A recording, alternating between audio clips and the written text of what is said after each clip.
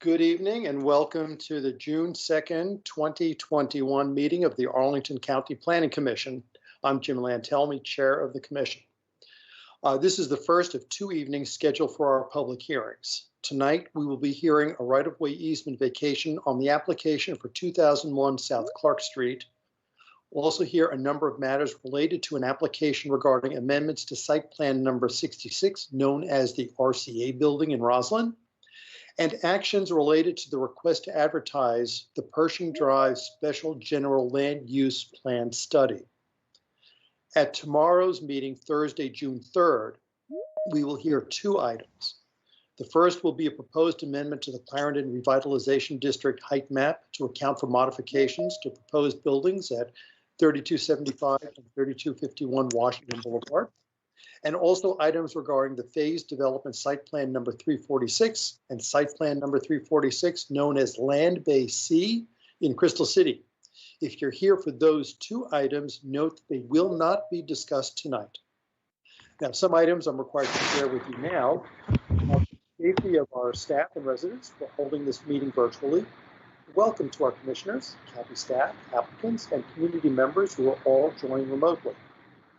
We're legally authorized to hold this virtual meeting based on the governor's executive orders, legislation adopted by the Virginia General Assembly, and the county board's continuity of operations ordinance adopted in March of 2020. So before we begin, I have a few specifics to orient everyone to our virtual environment. Tonight's meeting is available as a broadcast and happening on Comcast Xfinity channels 25 and 1085. Verizon Fios channels 39 and 40, and the county website. Audio of tonight's meeting is available by phone. If commissioners, presenters, or speakers lose internet connectivity during tonight's meeting, please reconnect with us by phone. I understand that you can use the number provided in Teams invite, which is 1-973-6905, with a conference ID of 908-209-882 pound. And registered speakers have received Ms. Johnson's telephone number. Other presenters and speakers joining us through Microsoft Teams, please keep your phone and devices muted until you are called upon. Remember, muted, please. Please turn to any other devices around you to minimize interference. When called upon to speak, you must unmute yourself by clicking on the microphone icon located on your meeting command bar. The moderator does not have the ability to unmute you. If you're dialing in by phone, press *6 to unmute. Commissioners, you know the drill on how to be recognized. Public speakers, you will be called upon by the clerk at an assigned time. Pre-registration to speak at tonight's hearing was required. We are not able to accommodate additional speakers. Public comment will take place within the same time frame as we would have provided in an in-person meeting, which means that speakers will have 3 minutes to comment as individuals, 5 minutes to speak if you're representing an organization. And a speaking timer will be displayed on the screen by the clerk. If you're dialing in by phone and can't see the screen, we'll be able to provide an audible warning with 30 seconds remaining, and you'll be muted when your time has concluded. The meeting chat is active for presenters or commissioners who need technical assistance only.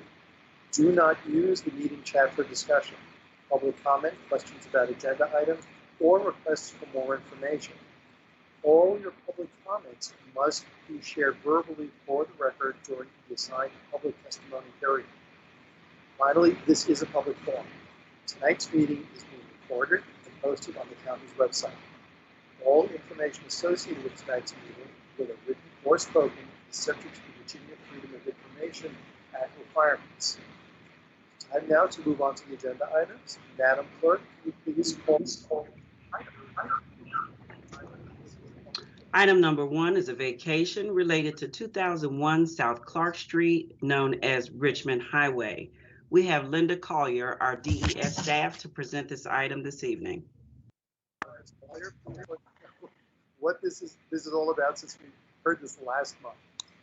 Yes, good evening. I will not really make a presentation, just this is the vacation associated with 2001 Crystal Drive. South Clark Street from last time. It was not advertised by inadvertent, somehow between the cup and the lip, as Bruce Kimball used to say, the ad got lost. So we are bringing it back again tonight. That's it, right? We have a motion.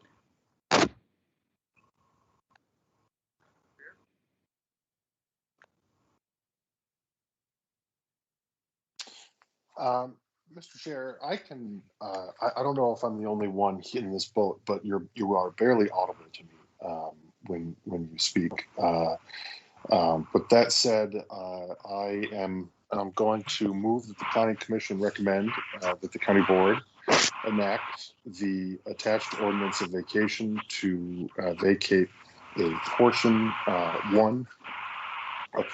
of an easement for public street purposes for South Clark Street, running from 20th Street South, parallel to the east side of Richmond Highway, and on the west side of parcel A45, RPC 34020267 and 2, portion of an easement for public street utilities purposes for South Clark Street, running west from Richmond Highway on the northern side of parcel A45, RPC 34020267, both of the above with conditions.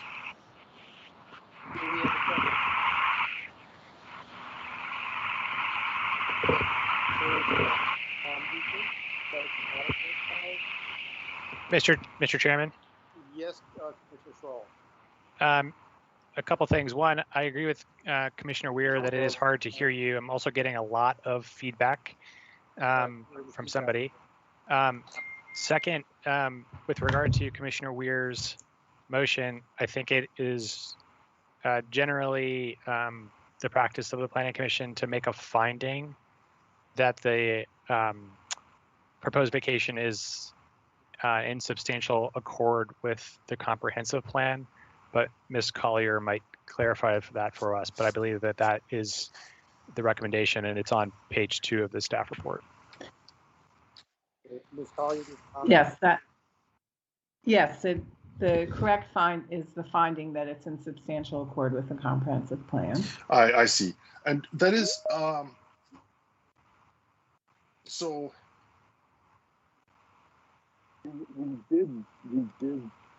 I believe that we did move and adopt this last month, but we have to do it again because it wasn't advertised properly, is what you're saying? that's correct. Okay. Correct. So, Mr. Chair, I think that there might be a piece of paper on top of your laptop microphone or something. You sound like you're under 50 feet of water. I'll try to get a headset. I will go on mute and be back in a minute. But you sounded much better just now.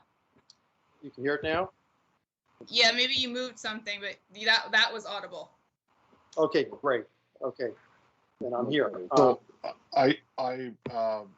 there wasn't any second, so I'm rescinding my motion and moving that the Planning Commission find that the vacation of one portion of an easement for public street purposes for South Clark Street, running from 20th Street South, parallel to the east side of Richmond Highway and on the west side of parcel A45, RPC 34020267 and 2, a portion of an easement for public street and utilities purposes for South Clark Street, running west from Richmond Highway on the northern side of parcel A45, RPC 34020267, both of the above with conditions, is substantially in accord with the comprehensive plan and components thereof of Arlington County, Virginia. Do we have a second? Second. Thank you, Commissioner Schroll. Do we have any comments or discussion? Hearing none, I'll move on to the vote. Commissioner Weir? Commissioner Weir? Aye. Vote. Commissioner Siegel? Aye. Commissioner Schroll? Aye. Commissioner Hughes? Aye. Commissioner Guerin?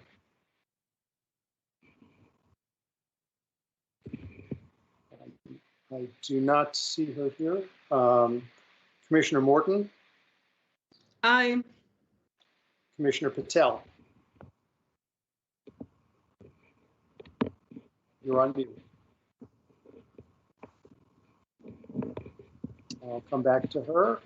Commissioner Steinberger, Aye. Commissioner Bagley. You're on mute. Commissioner Bagley. Let's skip her for a moment. Commissioner Peterson, Aye. Commissioner Sarli. Aye. I'll vote aye as well, and we'll get back Commissioner Patel, Aye. Commissioner Bagley. I will mark her absent right here. The motion does pass, however. So thank you, Ms. Collier. This matter is now concluded. Madam Clerk, please call the second. Item number 2 starts with the rezoning Z-2626-21-1, site plan number 66, and a vacation, all related to the RCA building in Roslyn. We have Christine Walentish, our planning staff, to present this item, and the vacation by Linda Collier. Ms. Valentich, Collier, welcome. The screen is yours.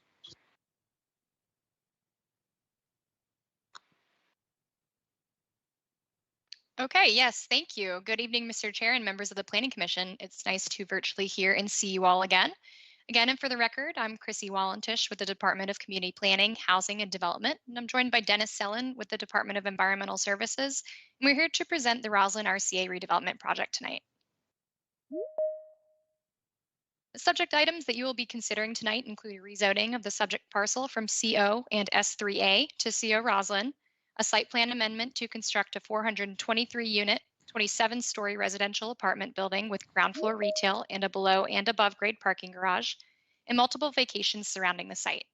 I'd like to point out that there is a separate staff report for the vacations, and Linda Collier with the Real Estate Bureau is here to answer any questions you may have related to those vacations, but we do not have a separate presentation, so you can take action on all 3 of these items after this presentation and subsequent discussion. The subject site is located at 1901 North Moore Street in Roslyn. The site is bound by Lee Highway to the north, North Moore Street to the west, 19th Street North to the south, and North Lynn Street to the east. In both aerial images on this slide, you can see the site's proximity to Gateway Park and surrounding buildings. Gateway Park is to the north of the site. The Waterview building is to the east. Central Place is directly to the south, and the Roslyn Gateway site is to the west. The site is located within the boundaries of the North Roslyn Civic Association.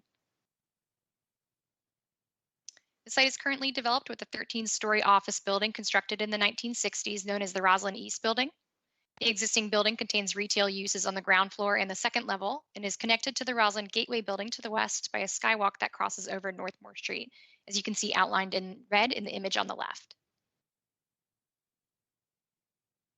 The site is currently zoned mostly CO, which is a mixed-use district. Then the northern portion of the site, including a portion of the internal loop roads, is zoned S3A, which is a public district and encompasses all of Gateway Park and Interstate 66 to the north. The surrounding zoning district other than Gateway Park is CO Roslyn. The map on the right shows the site's designation on the county's general land use plan, which is Office Apartment Hotel High. The site is also within the Roslyn Coordinated Redevelopment District, and a rezoning of the site to the CO Roslyn zoning district is consistent with the site's current GLUP designation. Looking at the development proposal, we discussed the rezonings and the vacations, and then we also have a site plan amendment to Site Plan 66 for a new mixed-use building with 423 units and a 27-story building with 12,130 square feet of retail space on the ground floor and approximately 286 parking spaces located in a below-grade and an above-grade parking garage. The project also includes a robust community benefits package that we were able to work out with the developer, Jefferson Apartment Group. In order to earn additional density above that which the zoning ordinance allows, the applicant is providing extensive benefits and improvements, including the removal of the internal loop roads and existing skywalk, which is called for in the Roslyn Sector Plan, as well as transportation improvements and commitments to affordable housing, sustainability measures, open space, and public art. All of the benefits and improvements help fulfill the goals of the Sector Plan recommendations and will benefit the county and the Roslyn neighborhood. We'll take a closer look at the full list of community benefits during this presentation. The building design consists of a common podium for the first 4 levels, then a north and a south wing that are separated by a sky window that are connected again at the top of the building on levels 26 and 27 by an amenity bridge. 2 levels of above grade parking are proposed on levels 3 and 4 and are appropriately screened from view from the street. A landscaped terrace is proposed on level 4, and a rooftop terrace, viewing deck, and green roofs can be found atop both towers. In the site plan shown on the right, you can see the ground floor layout with the residential lobby access from North Lynn Street and retail units shown in orange along 19th Street North, North Lynn Street, and Lee Highway. Parking and loading access is proposed from North Moore Street. The project's proposed total density is 10.0 FAR, and the building height is 260 feet, both of which are the maximums permitted by the zoning ordinance and are consistent with the sector plan's guidance for redevelopment of the site. Looking at the planning guidance, the RCA site is governed by the Roslyn Sector Plan, which was approved by the County Board in 2015 and represents an update to the Roslyn Station Area Plan Addendum from 1992. The Roslyn Sector Plan serves as the guiding long-range planning document for the Roslyn Coordinated Redevelopment District. The Roslyn Sector Plan has 4 main focus areas: transportation, public parks and open space, building height and form, and urban design and sustainability. The plan's vision statement and 6 vision principles are shown on the left. And on the following couple of slides, I'm going to highlight some aspects of the Roslyn Sector Plan and how the RCA redevelopment proposal either adheres to or deviates from the sector plan's guidance and recommendations. I'd first like to point out that the project is largely consistent with almost all of the recommendations that the sector plan provides for the site. It's clear that the applicant really utilized the sector plan when designing their proposal.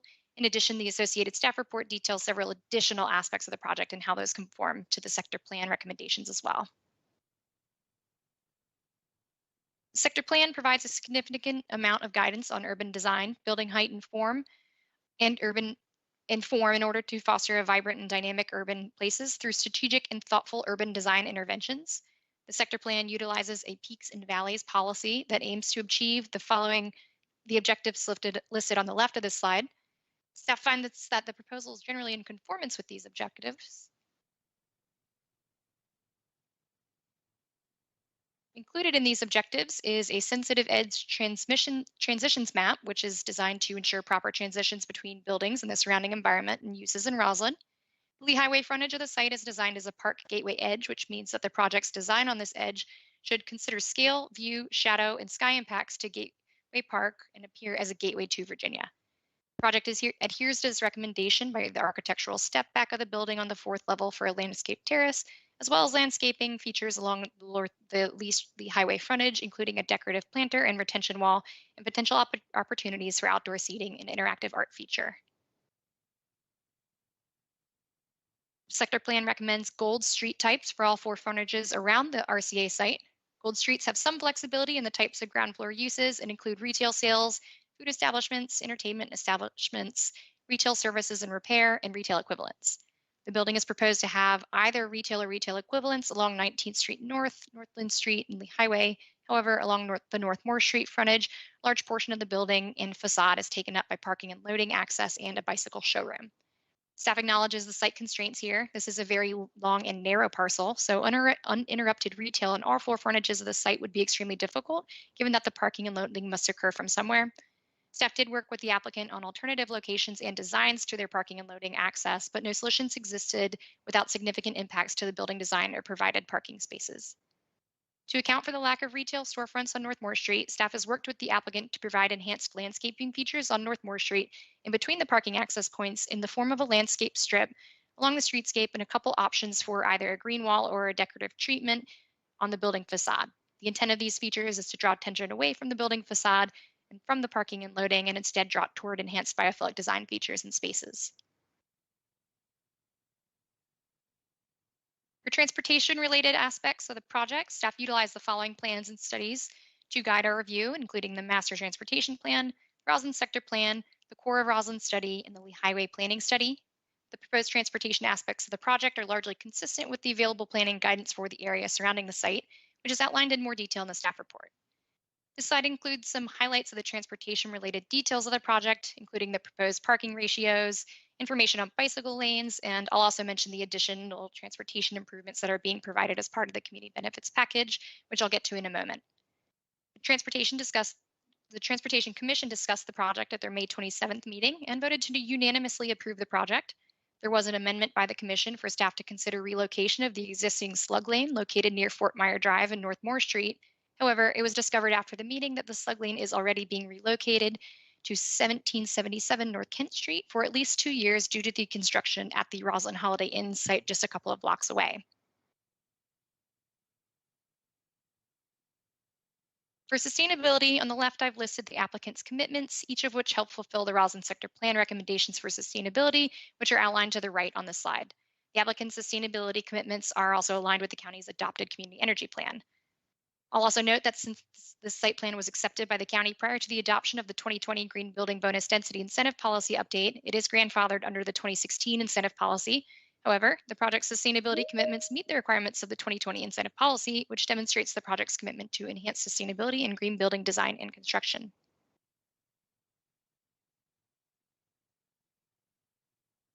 Looking at the site plan features and community benefits, for the standard benefits, we have completion of on-site streetscape improvements, a transportation demand management program, utility upgrades, underground utility fund contribution of about $60,000, an affordable housing fund contribution of about $1.5 million, an in-building wireless communication system.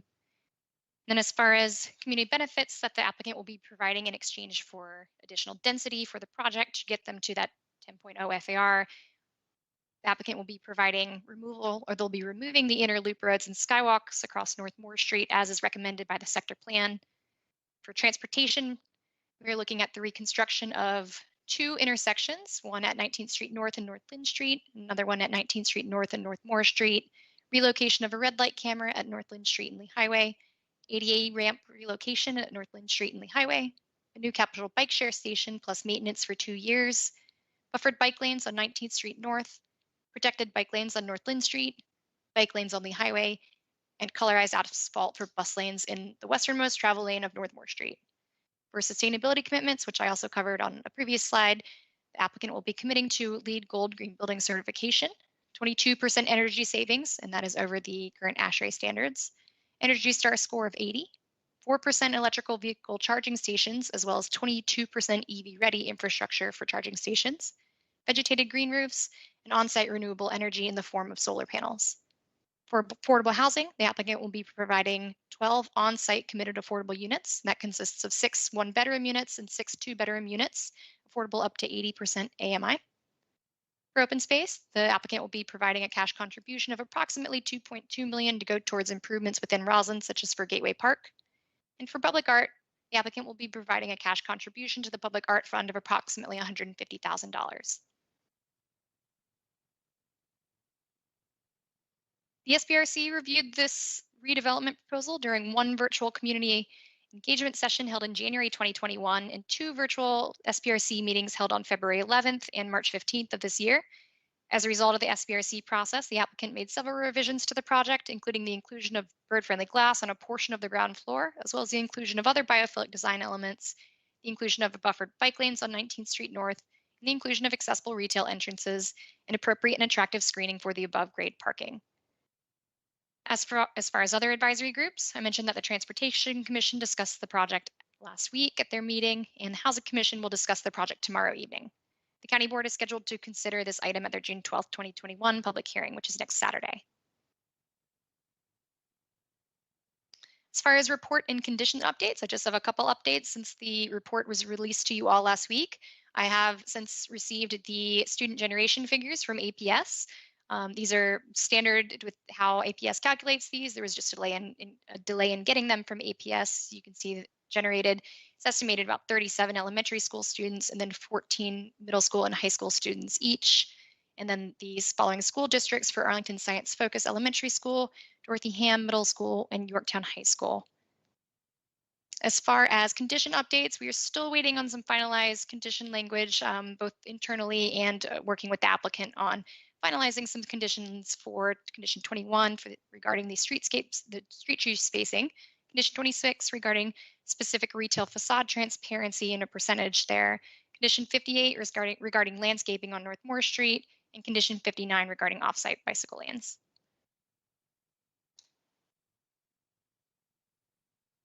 Given all that we've reviewed and the project's general conformance with the Roslyn Sector Plan, the GLUP, and the zoning ordinance, except where modifications are being requested, all of which are supported by staff recommends that the Planning Commission adopt the attached ordinance to rezone property known as 1901 North Moore Street from CO and S3A to CO Roslyn, that the Planning Commission recommend that the County Board adopt the attached ordinance to approve the amendment to Site Plan 66 to allow for the reconstruction of a 423-unit residential apartment building with ground floor retail and above and below grade parking with modifications and other modifications as necessary to achieve the proposed development, and to find that the proposed vacations are substantially in accord with the comprehensive plan of Arlington County. This concludes the staff presentation. We're happy to answer any follow-up questions you may have for us during your discussion. Thank you. Thank you, Ms. Wallentish. We now move on to the applicant. Mr. Chairman, members of the commission, good evening. My name is Andrew Painter with the law firm of Walsh Colucci, speaking on behalf of Jefferson Apartment Group. Joining me this evening from Jefferson Apartment Group is Matt Anderson with JAG. Our civil engineer on the project is Bowman Consulting. John Ludostansky is our civil engineer. Shalom Baranis is the project architect, and we'll be hearing from him in just a few minutes. Our traffic consultant is Grove Slade, and our landscape landscape architect is Parker Rodriguez. We are all excited. Our entire design team is excited to present or to provide an overview of our proposal tonight for this 4.1 site plan, rezoning, and vacation of county-owned right-of-way and easements for what we all know as the RCA building. As Ms. Wallentish said, this is a building that was constructed back in 1969. It is a 13-story building surrounded by loop roads, which of course was the planning concept and precepts back in the 1960s for this area of the county. This is a site that we all know. When we walk or bike across Key Bridge and we look at the Roslyn skyline, the RCA building is prominent. It's a very unique location. It is a highly visible location in relation to the Potomac River and this northern gateway, not only to Roslyn, but also the county generally. And this means that there's a lot of design opportunity, but it also means that there's a lot of design responsibility, and we've treated it as such. What I hope that you will get from tonight's presentation is our understanding about how we've approached it from a design perspective. You know, what does it mean to be in an exciting urban realm? What does it mean to complete out the planning and redevelopment of this magnificent gateway into the Commonwealth of Virginia? As Ms. Wallentish had mentioned, as your staff report notes, what is being proposed is a predominantly residential tower with 27 stories, 423 units, and a little over 12,000 square feet of ground level retail. In line with the sector plan, the height is 260 feet to the top of the main roof, and even though we may go up to 23 additional feet on top of that for our mechanical penthouse, we actually top out short of that at 272 feet to the mechanical penthouse. What these heights mean, as Ms. Wallentish had mentioned, with the Roslyn sector plan's peaks and valleys, is that this is one of the shorter buildings in Roslyn. The density is about 10.0 FAR, again in line with the Roslyn sector plan's recommendations. And as Ms. Wallentish had mentioned, this site is uniquely positioned. It's not only unique in its location, but also in its size. It is one of the most narrow sites in all of Roslyn, and indeed it is the most narrow block in all of Roslyn, surrounded on all four sides by roads. To the north, as Ms. Wallentish had mentioned, there's Gateway Park. That's an important feature as you enter Roslyn. To the south is 19th Street and Central Place. To the east is North Lynn Street, a one-way road that takes you into the district, as well as the Waterview Condominium and Hotel. And to the west is North Moore Street and the Roslyn Gateway Project, as well as a pedestrian bridge over North Moore Street. What I'd like to do now, if I may, Mr. Chairman, is turn it over to Matt Anderson from Jefferson Apartment Group to talk a little bit about, why his company was attracted to the site and what their hopes are for it. And then after that, we'd like to turn it over to Shalom Baranis, again, the project architect, to walk through how they approach the design of the site. And what I hope that you get is that we've approached this to be, this design as being a gateway site into Roslyn in terms of its scale, in terms of its massing and its architecture. It's really intended to seamlessly blend in with the surrounding existing and approved buildings. It's also intended to complete the dominant visual pattern and sense of rhythm and feeling of consistent spacing in this section of Roslyn. And its massing will incorporate a variety of materials, but will create a dynamic view from surrounding buildings and from across the Potomac River. So with that, I'll turn it over to Matt, if you are available. Oh, can everyone see me? Right. Sure. Hello, everyone. I'm Matt Anderson with Jefferson Apartment Group. Thank you for having us tonight. We are excited to be moving forward with another project in Arlington. So just a quick intro for those of you who are not familiar with us. Jefferson Apartment Group develops and operates multifamily and mixed-use buildings up and down the East Coast. We're headquartered here in Northern Virginia, and we've also delivered a couple other projects in Arlington in recent years. The J. Soul project in Ballston, as well as the Terrace project in Courthouse. So we are very familiar with developing in Arlington. 1901 North Moore is an important and impactful gateway site to Roslyn, as Andrew mentioned, and our hope is to contribute to Roslyn's vibrancy and continued evolution as a neighborhood, adding to the critical mass of multifamily and retail to the neighborhood. And then ultimately, we want to provide a great home for our residents. As Andrew alluded to, we have very high expectations for the site, and we are going to do everything that we can to make this a successful project. So with that, I will hand our presentation over to Jeff Lawson with Shalom Bronis Architects. Actually, Matt, this is Shalom, and I'll be. Hey, Shalom. Good evening, everybody. I'm Shalom Bronis, architect with the project. So I'd like to start by noting that it's really quite an extraordinary opportunity. It's quite rare for any architect or developer to have an opportunity to work on a site that's as significant and prominent as this one. It's directly on access with Key Bridge. A building on this site will not only create an iconic gateway to Roslyn, but will also anchor the northern end of what we expect will become a vibrant retail spine through the center of Roslyn's commercial district. As you've heard, the site occupies a full city block, and its interest arises not only from its location, but also from its history. As early as 1903, the site was occupied by an isolated two-story structure, which housed the old Dutch cleanser. And as the years went by, we see that by 1961, the site had become a vibrant commercial block housing a variety of retailers. In 1969, the current RCA building was constructed, and quite unfortunately, it drained the street of that rich pedestrian environment that formerly characterized the entire site, quite frankly. One of our major goals here is to restore that street level retail vitality that existed many decades ago. As you heard, the site is quite long, it's quite narrow, and it also has a fairly steep topographical drop moving from west to east. Our challenge here has been to design a building that is urban in nature by virtue of occupying all four corners of the site and by defining the sidewalk edges on all four adjoining streets, while at the same time minimizing the reduction of sunlight to the street at street level and not creating a canyon effect along North Moore or along North Lynn Street. These diagrams you see here illustrate our design strategy. At the upper left, we have a building volume that stretches across the entire length of the site, north to south.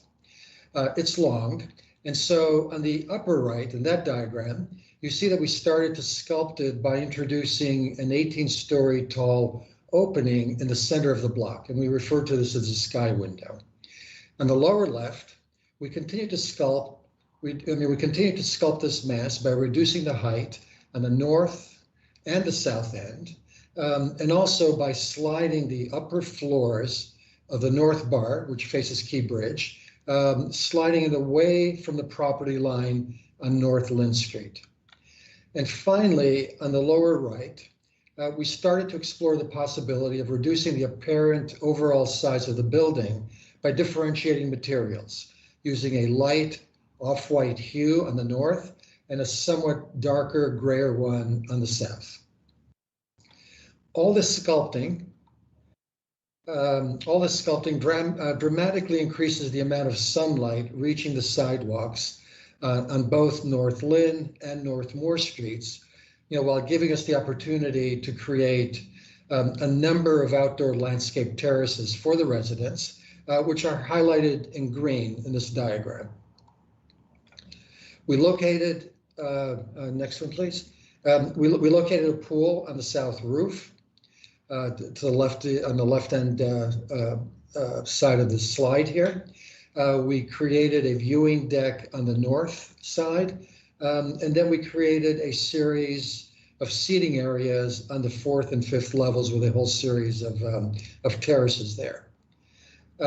These two renderings that you see here illustrate the north viewing terrace, as well as a portion of our green roof on the north side of the building. And here we show a precedent image, which illustrates what the center area, the break between the two wings of the building will look like.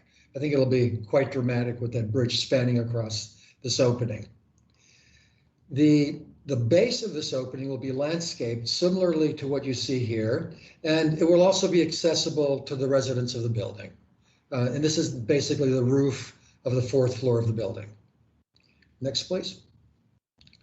The building is set back at the 4th level, thereby creating a terrace that wraps around the north end of the site.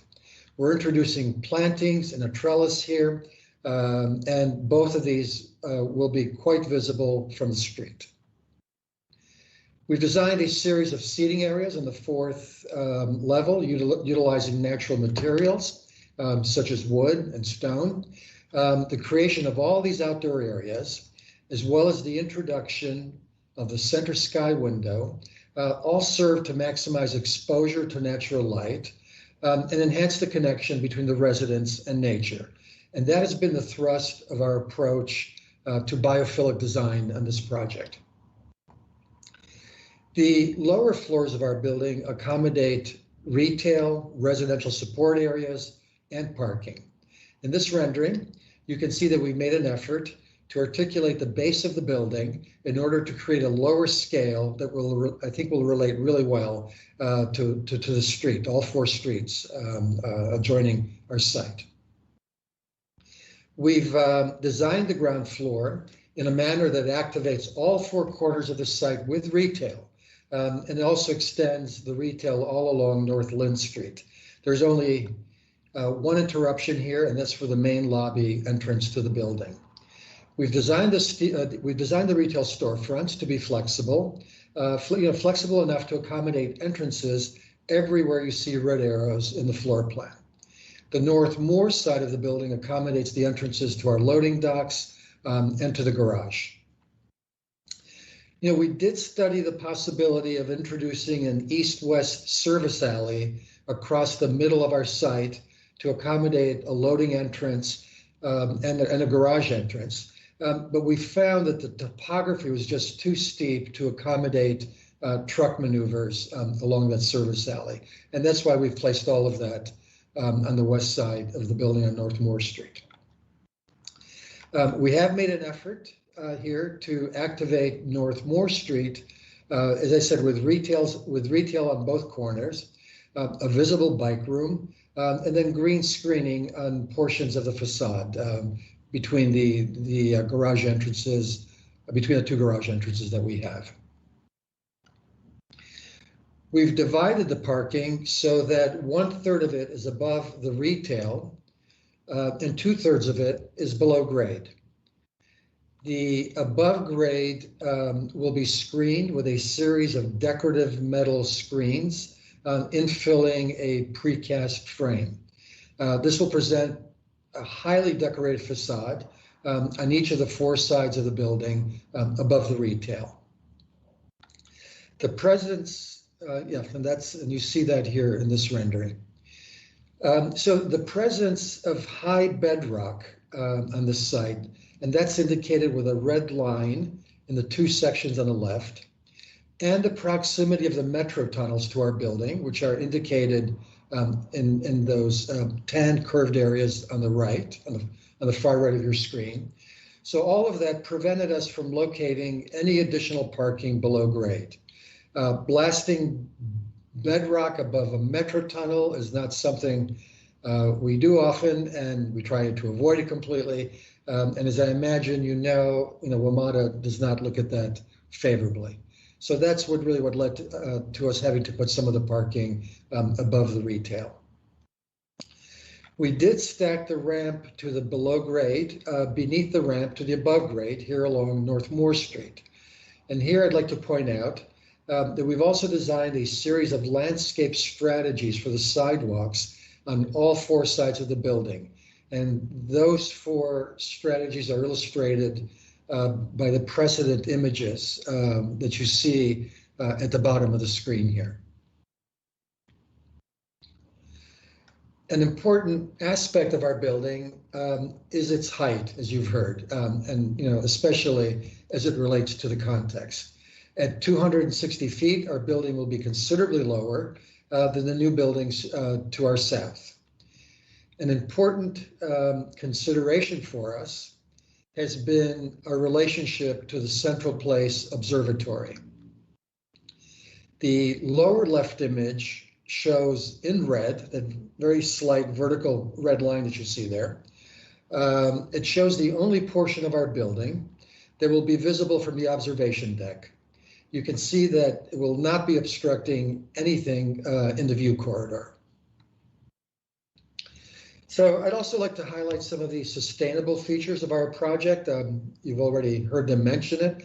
Very briefly, we expect to achieve LEED Gold, an Energy Star rating of 80, along with a 22% energy savings. And of course, we'll be putting photovoltaics on the roof.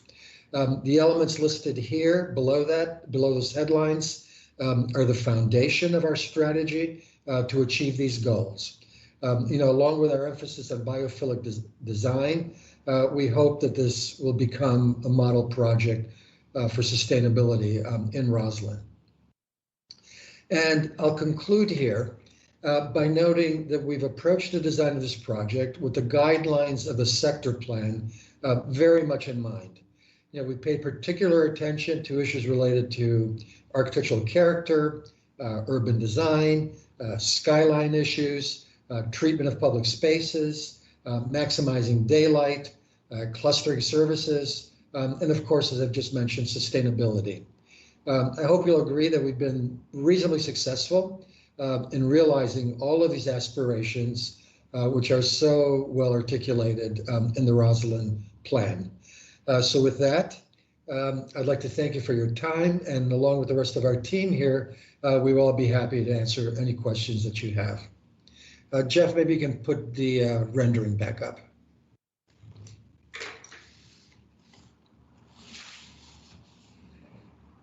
Thank you. Does that conclude the applicant's presentation? Madam Clerk, do we have any? Yes, we have one public speaker this evening, Mr. Dean Foster. Actually, I think you're representing Parks and Recreation, so he really does not have a limited time. Oh, okay. So, well, other than that, Representative, we do not have any public speakers. Okay, thank you very much. You're welcome. Commissions then, Mr. Foster, for Parks and Rec.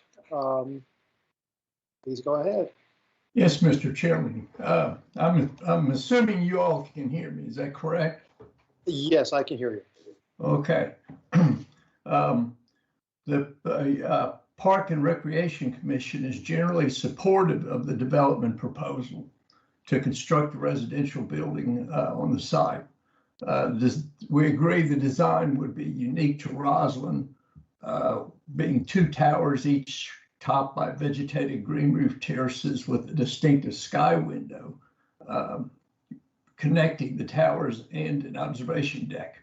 The design also includes a living green wall on the building frontage of North Moore Street, enhancing the biophilic features.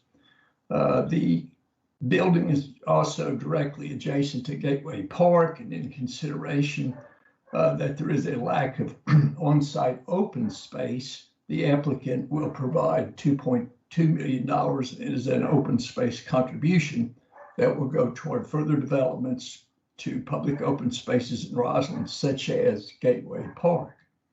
We appreciate the support. We appreciate and support these contributions, which are continuing a community-supported practice of developers' monetary support for public open space in our urban corridors.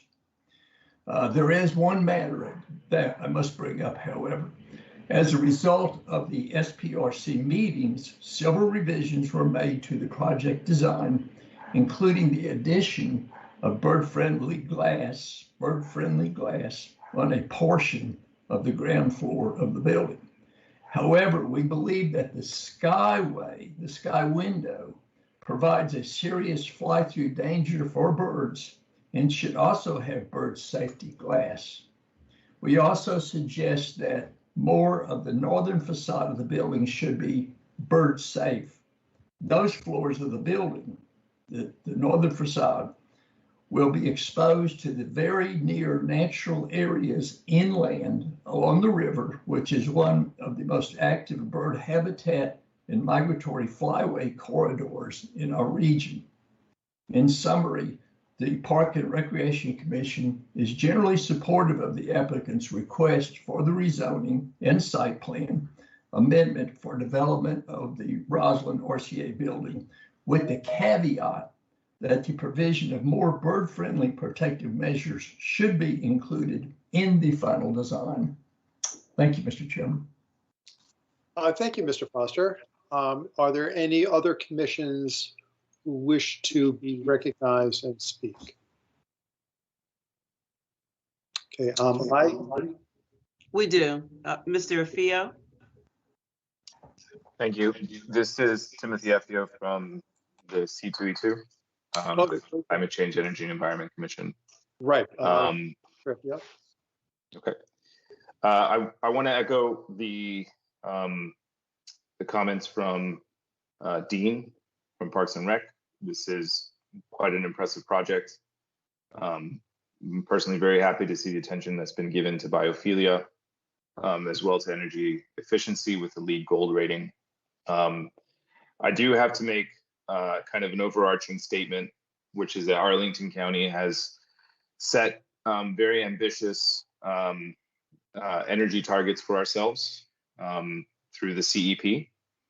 And therefore that puts, that necessitates that buildings like this one even push the envelope further on three critical aspects of building design as it relates to sustainability. And that is energy efficiency, electrification of systems, and renewable energy. Energy efficiency we talked about. It's a good job. It's great to see. On the electrification of systems, we would like to recommend that as you go through the planned zero carbon assessment for this building, that you really consider how to make the building more efficient and identify a pathway towards zero carbon through the electrification of systems such as the HVAC or the water heating. The initial discussion has led us to believe that the applicant kind of thinks the HVAC or electrification of HVAC and water heating systems is a little bit difficult. There's a lot of technologies out there that are maturing very quickly, and so as you go through the zero carbon study, we would ask that you take it seriously and see how you can electrify those systems, or at least make them electric ready. On EV parking, which is part of electrification, the numbers are 4% for EV parking spots and 22% for EV ready parking spots. While this does meet the GBI, our recommendation as the commission to meet the CEP is that buildings should really be targeting 10% and 50% respectively for EV ready, for current EV parking spots and EV ready parking spots. So we make that recommendation as well. On renewable energy, the last part of those three,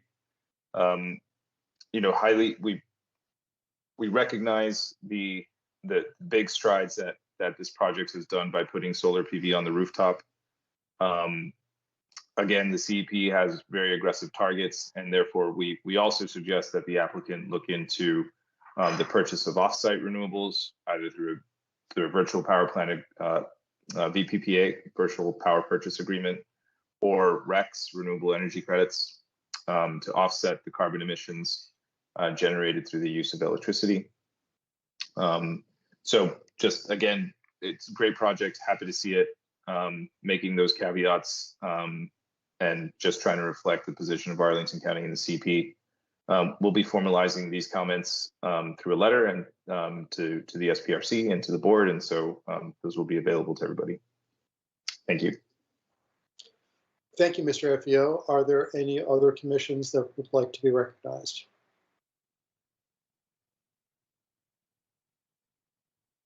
Okay, I'll give a quick report for the Transportation Commission, which met last Thursday and did consider this project. I did circulate around to all of you the draft comments that will go to the county board from the chair of the Transportation Commission. The TC did vote unanimously to approve this project along the recommendations of the county manager with an amendment, as was mentioned earlier, to that staff make sure that there is an alternative place for the slug lines to be located. That apparently has happened, but we did note that that's a temporary move for 2 years and that the slug lines really do need a permanent home. They are a key component to our goals of efficient use of the roads. So, that was the note. The Transportation Commission had a number of things in that it saw favorable for this project, such as the removal of the loop roads and the sky bridge, and the approval of the buffered bike lanes on 19th Street, though they did note that they would prefer something more than the plastic bollards for the buffering. The 0.615 parking ratio was discussed. It was ultimately approved, but given how close this is to the metro, there was certain discomfort with that number, thinking it should be lower, especially given that it is above ground for 2 of the levels. Though again, it helped a bit that we were told that at least one of those levels could get converted in the future to human use rather than car use. So anyway, as I mentioned, it was voted on unanimously to approve. I think we can move now to the SPRC report. Commissioner Steinberger, are you ready to give that?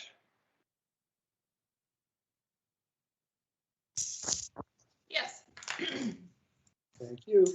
Now I am. So I had the opportunity to chair the site plan. So as county staff already indicated, Ms. Wallinger already indicated, we had a virtual session back in January, and then 2 virtual meetings. By and large, a very smooth process to that. I did share my report that went out yesterday. We kind of highlighted, we had good representation from some of the different county commissions, Transportation, Disability Advisory Commission, C2E2, Parks and Rec, Public Art, Pedestrian Advisory Commission, Committee. So we had some good representation, and also from the local civic association. Much of our discussion sort of focused on the architecture and building design. I would say a very supportive audience to the design. I personally am a big fan of it. So we did spend a fair amount of time kind of on the overall design and what the walkability and ground floor accessibility experience would be with the site. We talked a little bit about the elevator mechanical shaft kind of overrun, but it wouldn't have an impact on the priority views. Roslyn views. A little bit about truck loading and unloading and sort of the to the site delivery system. Lot of discussion on bike lanes, as we've already heard a couple times this evening from Transportation Commission and otherwise, with regards to what level of protection and location and accessibility of those bike lanes. So in particular, 19th Street was a source of discussion for that.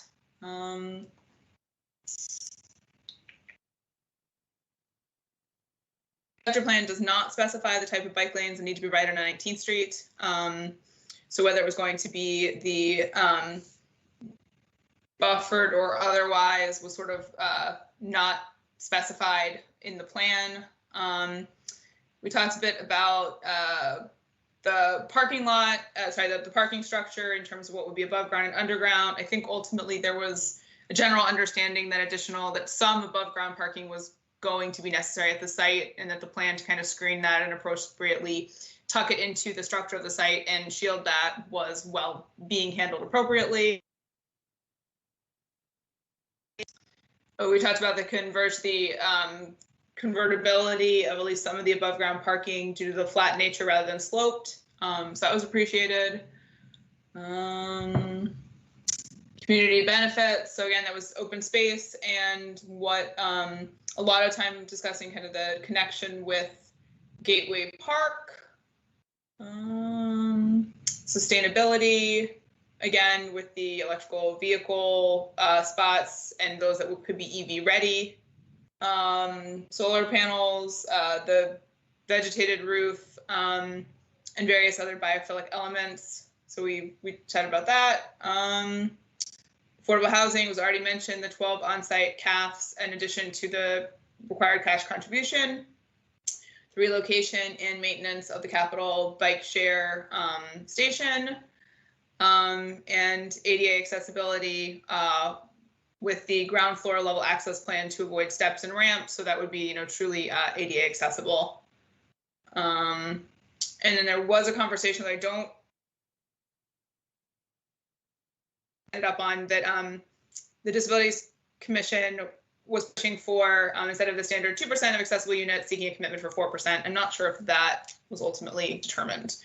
By way of discussion topics for this evening, I sort of gave some general comment areas and then lumped in things that I thought could fit into those areas. So for architecture and building design, I thought that also covered view shed, elevator shaft, vestibule overruns and such.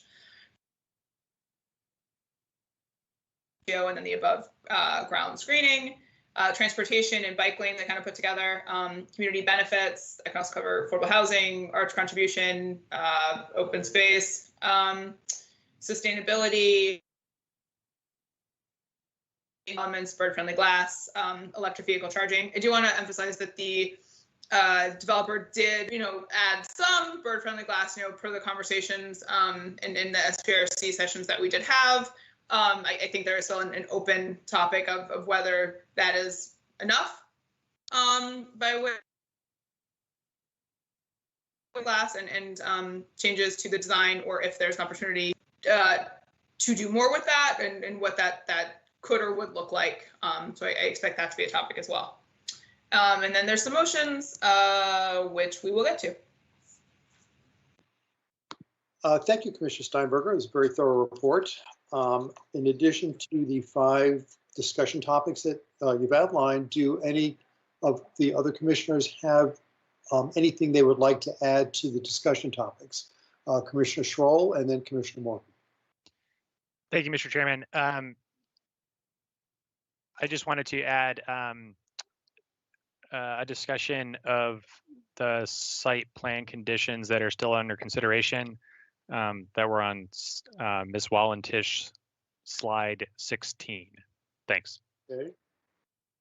And Commissioner Morton. Thank you, Mr. Chair. This may overlap with Commissioner Schroll's comment or concern, but I was specifically interested in talking about the ground floor retail on North Moore, and I know that could tie in with transportation or maybe architecture, but that's my comment, please. On North Moore. Okay, thank you.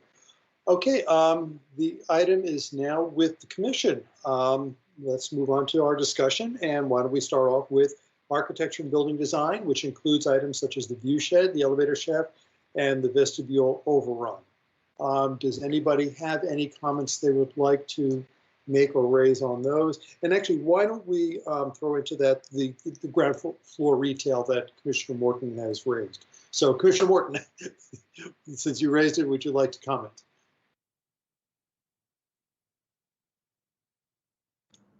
Sure, I'm having a little trouble with Zoom. There, now I see myself. So I had a couple of questions, comments about the architecture. I'll start with the North Moore Street. As we all know, the ground floor retail can be important, not only as a commercial opportunity, but as an activation strategy. So I was really happy that some thought had gone into trying to develop some sort of compensatory strategy if the ground floor retail is not available. And my comment, number one, I think those conditions are really important, number 26 and 58. I appreciated the renderings that I saw on Mr. Baronis's presentation, which looked promising, but I think it's really important to try to figure out ways to really meaningfully make up for a loss of retail. And I'd really love to see staff encourage or even require that kind of thoughtful approach when we're letting go of the retail requirement. So that's one comment. I had a couple of other architecture comments. Should I continue or let someone else take the floor? Well done. Pardon me? Yes, go ahead. Okay, thank you. I think overall it's an exciting project. I really like a few things I wanted to highlight again for consideration in future projects. I liked the way the green did contribute pretty meaningfully to the public, you know, on some of those terraces, they were visible. I thought it was very strong the way the base stands independently in a way we don't see often in other projects to kind of approximate a pedestrian scale. It's too bad it's parking, but you know, setting that aside, I think that was a really effective way of making the base seem pedestrian friendly. And I'm sorry I missed the SPRC meetings, and maybe this was discussed, but I personally liked the way the amenity bridge is kind of an homage to the sky bridge that we're tearing down. I know I'm in the minority, but I do have some sort of affection and appreciation of at least the aesthetic quality of those sky bridges. So maybe this was discussed in SPRC, but I just wanted to say that that was something I appreciated. So that's it. Thank you. Yes, thank you, Commissioner Morton. And I'd like to join on the sky bridge. I also noted that we're replacing what I considered a bad sky bridge with a good sky bridge, so they're still there. So thank you for raising that. We have a little bit of a difference of opinion on the lower one. Commissioner Steinberger is next, and then Commissioner Schroll.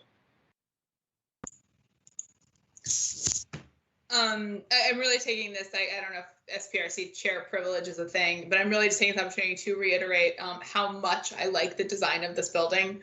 I know I hit that in my presentation as well, but I really feel like the end design that we're coming up with this is so good for the space, is so dynamic for the view into Arlington and to Roslyn and the external view from Roslyn, that I'm just so impressed by that. And I really, it was exciting to see a design this dynamic for an SPRC. So I really just wanted to say that one more time, and that was it. So thank you. Thank you, Commissioner Steinberger. Commissioner Schroll. Thank you, Mr. Chairman. Question for staff regarding the condition on page 79 regarding window transparency. I believe, Ms. Wallentish, this is one of the ones that, so I believe this is condition 26. As a gold street, this facade should have 65% window transparency between 2 and 10 feet above grade. So kind of wondering where staff is with those negotiations with the applicant. If you could provide some clarity on that, that would be helpful.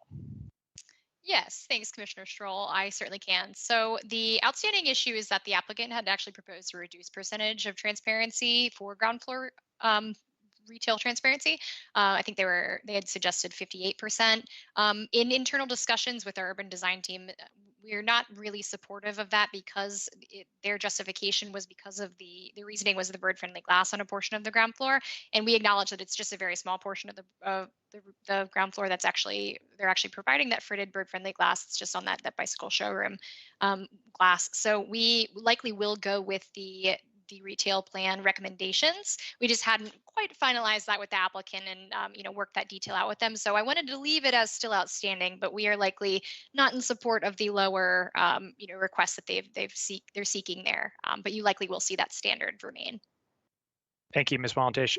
Wondering if the applicant would like to respond to Ms. Walentish's explanation, and wondering too if the your thinking has evolved at all beyond the 58% that Ms. Walentish articulated.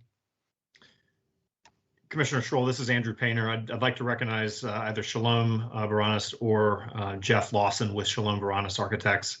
Those discussions are ongoing. We had gotten Ms. Walentish's draft conditions last week. We actually just earlier tonight sent her back over some edits. This was one that we were kind of leaving off because she was checking back with Chris Kreider and others about it. So I'm not sure if we've advanced those discussions, but we certainly will in the coming days because this is going to be headed to the county board next weekend. So Jeff or Shalom. Jeff, I'll defer to you on this. I would just like to comment that we have 60 feet between the two sides of our building. So in some ways it should be really considered as two separate buildings. It's not in terms of building code, it's not in terms of zoning, but if you think about it as two separate buildings, we don't see the sky window poses any additional bird threat than if it was two separate buildings. I think the major comment was that the presence of the sky window created a bird hazard, and I don't know if we would necessarily see it that way. Yeah, so I guess there is the bird-friendly glass piece, the fritted glass discussion, and then there's the first floor, 10 feet facade transparency piece, and so. The reason we want this, right, is just that we want to encourage kind of interest along that first floor and that people aren't walking along kind of boring facades. So I'm glad you're still working on the bird-friendly glass piece and would be supportive of that as well. But, there's import and I think justification for trying to achieve the 2015 retail plan goals as well. Here, so I would encourage you all to do that, and I'm glad that staff is still pushing for that. So I appreciate the applicant's explanation. Thanks. Thank you, Commissioner Stroll. Okay, thank you, Commissioner Stroll. Any other comments on architecture other than mine? I actually am very pleased, very excited about the design of this building. I concur with my fellow commissioners who raised this. I'm also impressed with the amount of biophilic elements that you've been able to put into this building, especially given that it's in a highly urban environment, full block building. There aren't a lot of what would seem traditional spaces for some sort of biophilic elements, yet you've been able to find ways of putting it in many spots. So I think that's great. Thank you for that. Let's move on to the next discussion topic, which is parking, which includes the ratio and the screening. Does anybody have any comments on that? I'll take the lead then. I do have one. I have a question actually about the screening. The 2 levels above ground where you have the architectural treatment, will there be lighting through there, or will that be dark all the way around? We're going to keep the lighting level in the garage as low as possible. And we are going to study the possibility of introducing just some highlight lighting on the outside of the screens, so that will diminish the sense of there being any cars behind those screens. Okay, thank you. That's good to hear. Commissioner Morton. Thank you, Mr. Chair. I have a quick question for staff. We've seen repeatedly that the Roslyn applicants have had trouble with the underground parking. You know, as you know, I chaired the Holiday Inn project. And because I know we have a few projects coming up, have we done any further analysis about, is this always going to be a problem? Is it possible to meet some of these underground parking requirements? I'd really love, if possible, to have some sort of proactive analysis so we don't continue to struggle project after project. You know, any more technical expertise about bedrock, is it possible, et cetera? I don't know who to ask. Is Mr. Salen there, I believe? Or is anyone who can answer that question? Yeah, I'm happy to let Dennis take this one. Or Matt. I'm here. This is Dennis. And I'm not a geotechnical engineer, unfortunately, but the condition of bedrock is a known issue, Commissioner Morton, in Roslyn. And it's been explored numerous times, and we have had individual applicants search for the level of bedrock for individual projects. However, there has not been, if you will, sort of an analysis of the entirety of Roslyn and where the bedrock lies, and if it should be pursued. Whether there should be, you know, a Roslyn-wide study of that, and B, whether applicants should either be required to, you know, blast into bedrock or otherwise pursue additional parking strategies, you know, one of which I think clearly is kind of what we actually explored, which was basically to build less parking. And I think that was the option that was available to this applicant. And but what we tend to end up with is a certain amount, it's usually 1 or 2 levels below ground and then some above ground that is screened. And it is not the ideal situation. And that question actually came up at the very beginning of this site plan. And it kind of has not been resolved. Okay. I know that does not yeah. it answers your question. It does not resolve your question. Okay. All right. Thank you. Does anybody else have any comments on parking or questions? Okay, let's then move on to transportation, which includes the bike lanes. Mr. Steinberger. Oh, sorry. My hand was actually, I didn't get it up fast enough for the prior comment with regards to,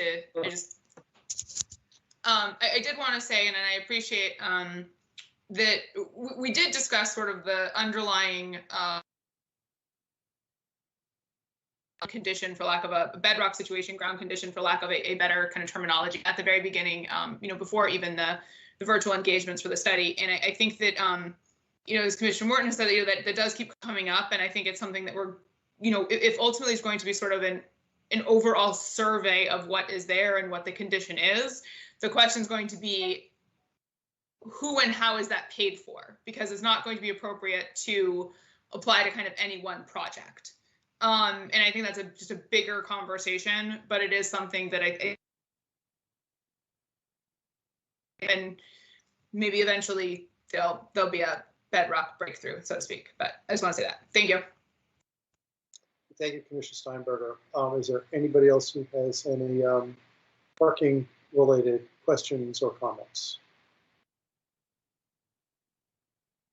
Okay, great. Then we can move on to transportation, and that includes bike lanes.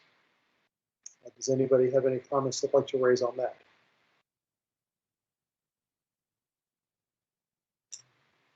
Okay, not hearing anything. Community benefits, and that includes affordable housing and arts contributions. We have comments there.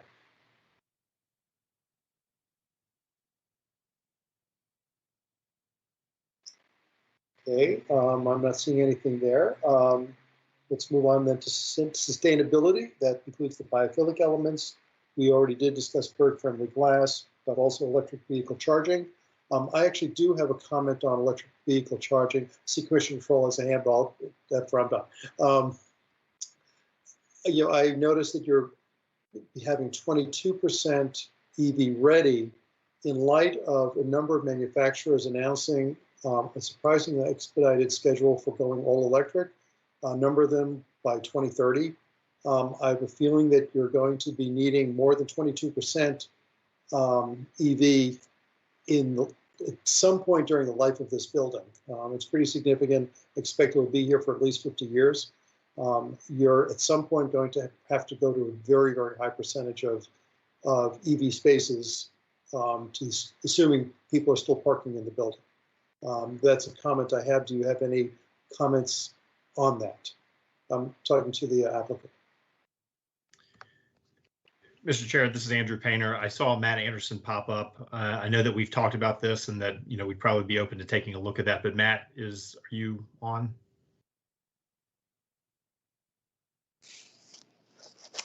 Yep. So we were able to commit to 22% expansion in the future based on the electrical capacity that we are planning for our electrical vault. So we're more or less capped there. We might have some room to improve upon that number in the future if needed, just through energy management systems. But I can say definitively that we want to meet market demand for EV charging stations. So if we start seeing residents are demanding more than the 4% that we're providing today, we are immediately going to start adding new charging stations to our garage. Okay, yeah, I'm not so worried about now. It's when it goes past 22%, which at some point I'm pretty confident now that will happen. Anyway, Commissioner Stroll. Thank you, Mr. Chairman. I would like to associate myself with the comments from C2, E2 that were raised earlier and concur that while it's nice that you have provided what the green building incentive program has called for, that more will be needed, particularly as we get to as EVs hit cost parity with ICE vehicles around 2025, 2026. I have a question though for staff regarding the condition on tree spacing. I believe this is condition 21. It's on page 72 of the staff report. Ms. Walentish, could you speak to kind of what's still under discussion? And looks like there's highlighted here 28 to 32 feet on center. I think we're usually around 30, so maybe we split that difference. But I'm just wondering if you could kind of clarify kind of where we are. Yes, of course. So that edit that still needs to happen there is that the applicant has asked for some leniency there. There are some, I think some constraints where they might not meet that standard spacing in all instances. But the language they did suggest was a little too flexible for our liking. So we need to continue to work with them to find a more specific number and tree spacing amount that we're comfortable with. And that's all that means. So we don't think it should be anything extreme or very, very narrow, or sorry, very wide spacing. We don't anticipate that. It's just that we haven't quite landed on exactly what the proper figures are. But again, nothing too extreme, I don't think. That's helpful. And then a last question for the applicant on your solar PV array. Do you have a sense of kind of the dimensions of it, or the nameplate capacity, or what you are at a kind of watts per square foot? Do you have a sense of that right now? I'm sorry, go ahead, Matt. Oh, I was actually going to call on you or Jeff to pull up an image of the roof. so that everyone can visualize it.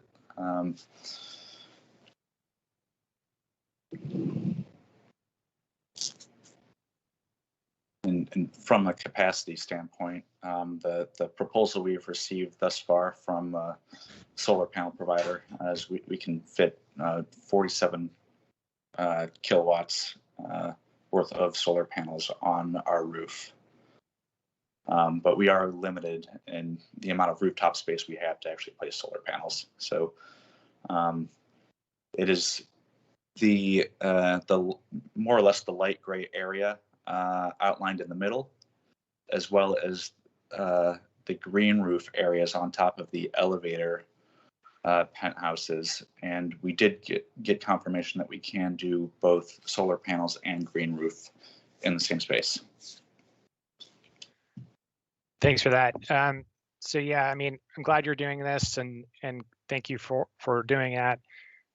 47 kilowatts is not very much, not much for a building this size. It's about, offset's about kind of four houses, and so given what you're providing on site, it's good that you're doing it. But I would concur with our commission colleagues that looking at SRECs or RECs generally, or other ways to kind of keep pushing the envelope is great, or virtual PPAs. So we concur with those recommendations. But do want to acknowledge what you are doing here, and understanding that you have a small floor plate to work with. So thanks for that. Thank you.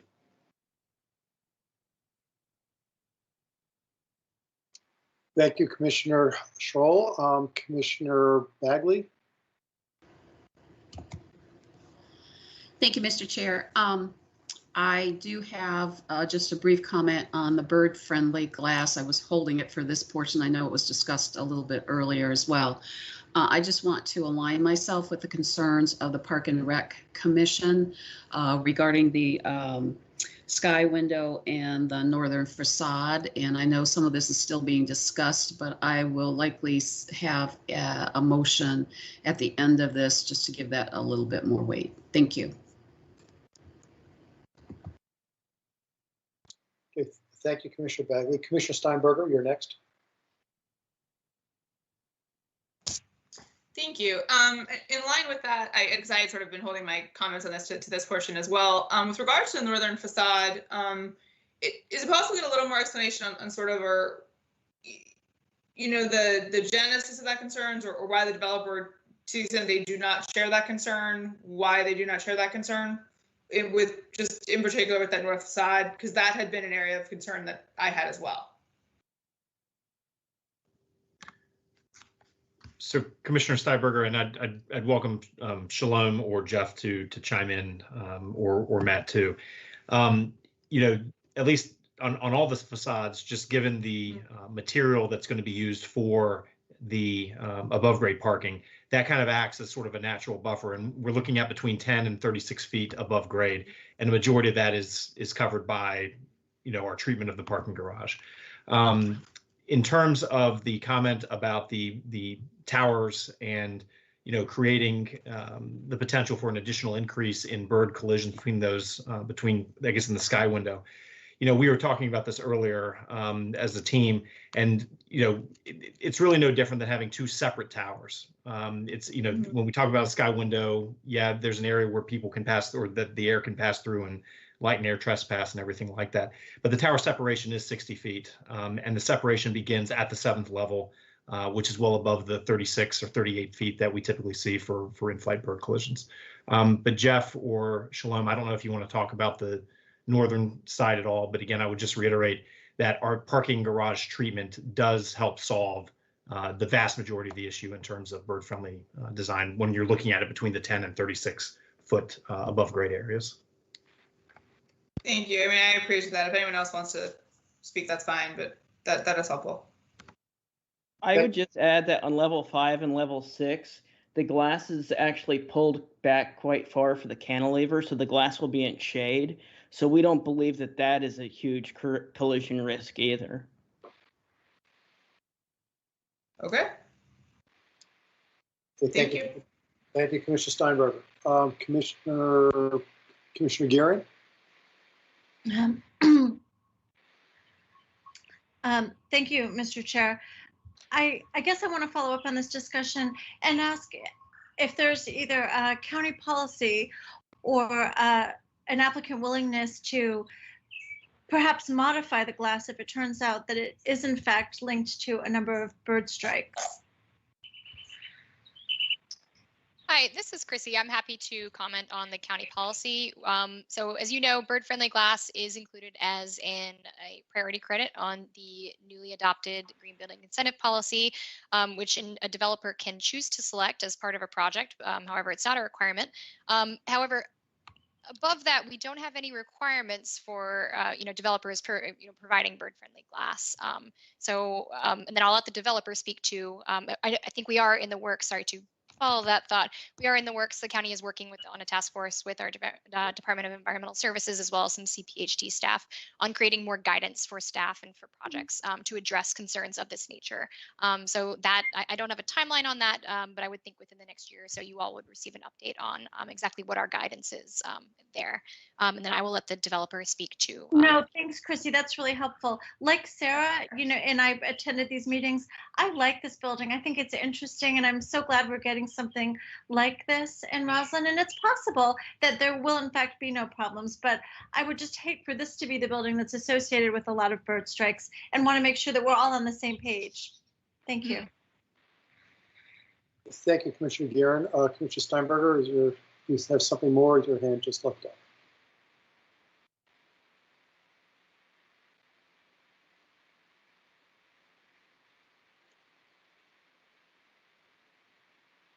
Okay, why don't we then move on to Commissioner Schroll's question. If we get slide 16 up for the site plan conditions that are still under consideration. And then Commissioner Schroll, you can ask your questions.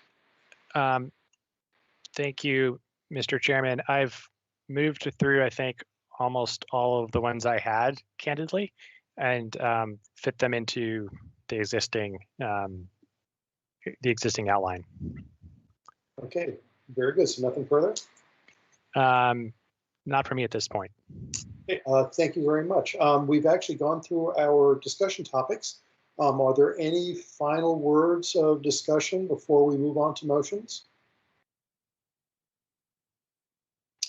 Okay, Commissioner Steinberger, do you have any motions to offer tonight? Why, indeed I do. Then let's move on. Let me get to the right screen. Okay. The first motion is motion to adopt the ordinance to rezone property known as 1901 North Moore Street, RPC number 16-019-005 from the CO and S3A zoning districts to the CO Roslyn zoning district. Do we have a second for that?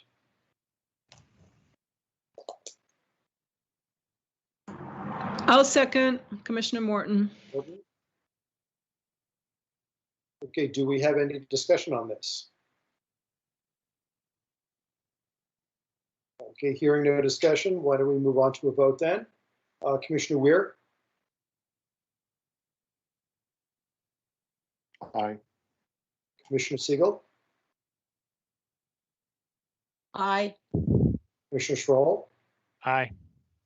Commissioner Hughes? Aye. Commissioner Guerin? Aye. Commissioner Morton? Aye. Commissioner Patel? Aye. Commissioner Steinberger? Aye. Commissioner Bagley? Aye. Commissioner Peterson? Aye. Commissioner Sarli?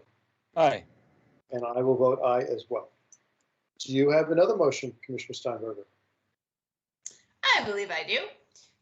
Second motion is to adopt the ordinance to approve an amendment to site plan number 66 to allow for the construction of an approximately 423 unit, 27-story residential apartment building with ground floor retail and above and below grade parking with modifications of zoning ordinance requirements.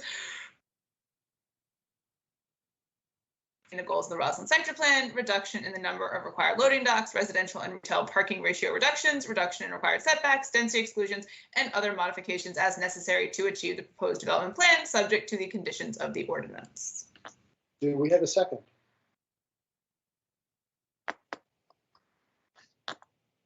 I'll second. Thank This you. is Commissioner Siegel. Do we have any discussion on this motion? Yes, Commissioner Bagley.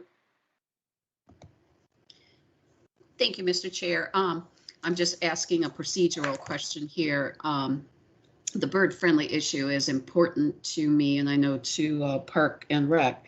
So would this be where I would put in a motion about that, or should I wait till later? So that is a procedural question. Okay, you have up on the screen now, fellow commissioners, the language that Commissioner Bagley would propose if she raised one. I think this is something that we could do as a standalone. Once we've moved through the motions that Commissioner Steinberger is going to be raising. Very good, thank you. Okay, thank you, Ben. Commissioner Schroll, you're going to, our parliamentarian, do you have an opinion on this?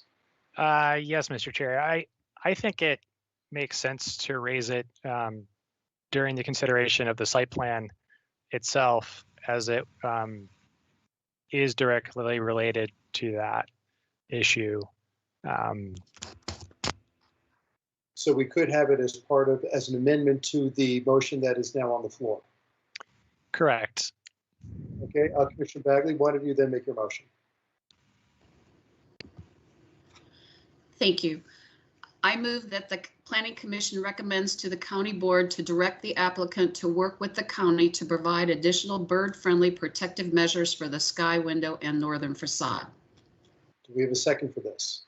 I'll second it. Tenley Peterson. Thank you, Commissioner Peterson. Would you like to speak to your motion, Commissioner Bagley? Other than going back to the letter that we did receive from Park and Rec,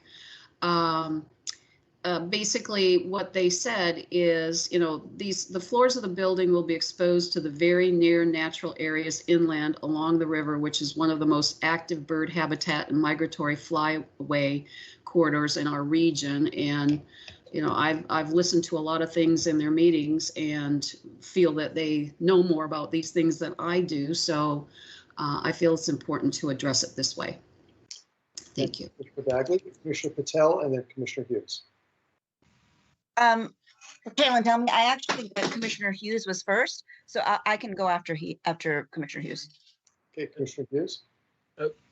Commissioner Patel seconded, so she can speak first. It's fine. Oh, actually, Commissioner Peterson seconded. Oh, okay. Okay, fine. Yeah, this is the Bagley Amendment. Yep.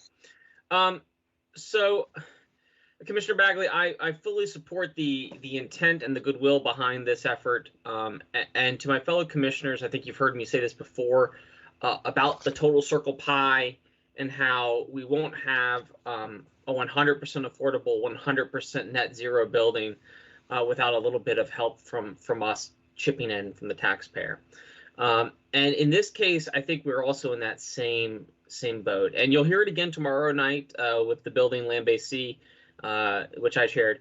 And we need to think about the prioritization we have. In the case of this building before us this evening, which I think Commissioner Scholl is correct, we need to hear this with the building that we hear. We're receiving affordable housing on site. We are, which is absolutely something we were not expecting ever to see inside the core of Roslyn, even though it is at 80% AMI. And we are receiving a LEED Gold building, and the priority credits that the applicant is choosing are what they're choosing. So with all those things said, while I think no building owner wants to be the building that kills all the birds, so I'm pretty sure they're going to design it away, as I think Commissioner Gearing was alluded to ask that if later they determine that this building does cause a hazard, would they be willing to fix it? I think most building owners in our area hopefully would be those good building owners. I won't support the motion this evening for that reason. We've got to begin to realize that we are the scale, and we have to help the county board be that scale to the whole community, because we can't have it all and still get the new building that's a legal building. So if we want to sacrifice somewhere else, we can, but it is a trade-off, and we have to think about it in those sort of aspects. And so with that, Commissioner Lantomi, I will yield the floor and look forward to hearing my fellow commissioners' thoughts on the matter. Commissioner Patel, you're next, and then Commissioner Steinberger. Thank you. I associate myself with I have some concerns about the language itself as proposed, and it's off my screen now. I'm not sure if I did something or if somebody else did something. But I agree with Commissioner Hughes about looking at the project as a whole. But more importantly, I think it's not about trade-offs or not being able to get it all. And the pie reference necessarily for me, because I do think that we have the ability to have it all in certain situations. I think more importantly, in this particular case, we need to of what is required, and if there are spaces where we need to be speaking as a community on what more we should be asking for, and ensuring that our ordinances or our policies and our procedures are requiring those things, then that is a space that maybe there needs to be some additional advocacy. But the language as it's written here to direct the applicant to work with the county to provide additional bird-friendly protective measures seems to me to be onerous in scope and to be going above and beyond what is necessarily required. I agree with Commissioner Hughes. I mean, I think that we all want everybody to go above and beyond. But the problem is, what if there is no above and beyond? What if this is exactly as the applicant and exactly as staff is saying the circumstances are, further to the comments that Commissioner Guerin had made? And so I'm not inclined to support the language here in this motion as it's written. I think if it was amended to say to work with the county to provide additional bird-friendly protective measures in accordance with, ordinances, policies, practices, whatever, then maybe I would be able to get there. But right now, it seems that we're asking this applicant to do something beyond what is required of them. Thank you. Patel. Commissioner Steinberger, then Commissioner Weir. Thank you. I'd like to associate myself with Commissioner Patel's comments. Oh, no, I'm looking at myself. Okay. Really where I think I come down to on this is that when we talk about some of these policy issues and we back into a situation where we're looking at the individual application before us again, and we're not, as opposed to a bigger countywide policy conversation, I think that's really what Commissioner Patel was saying in part. My concern becomes that this is setting an onerous standard on the individual applicant. What we're really saying is we want the county to change our countywide policies and priorities and what we emphasize is important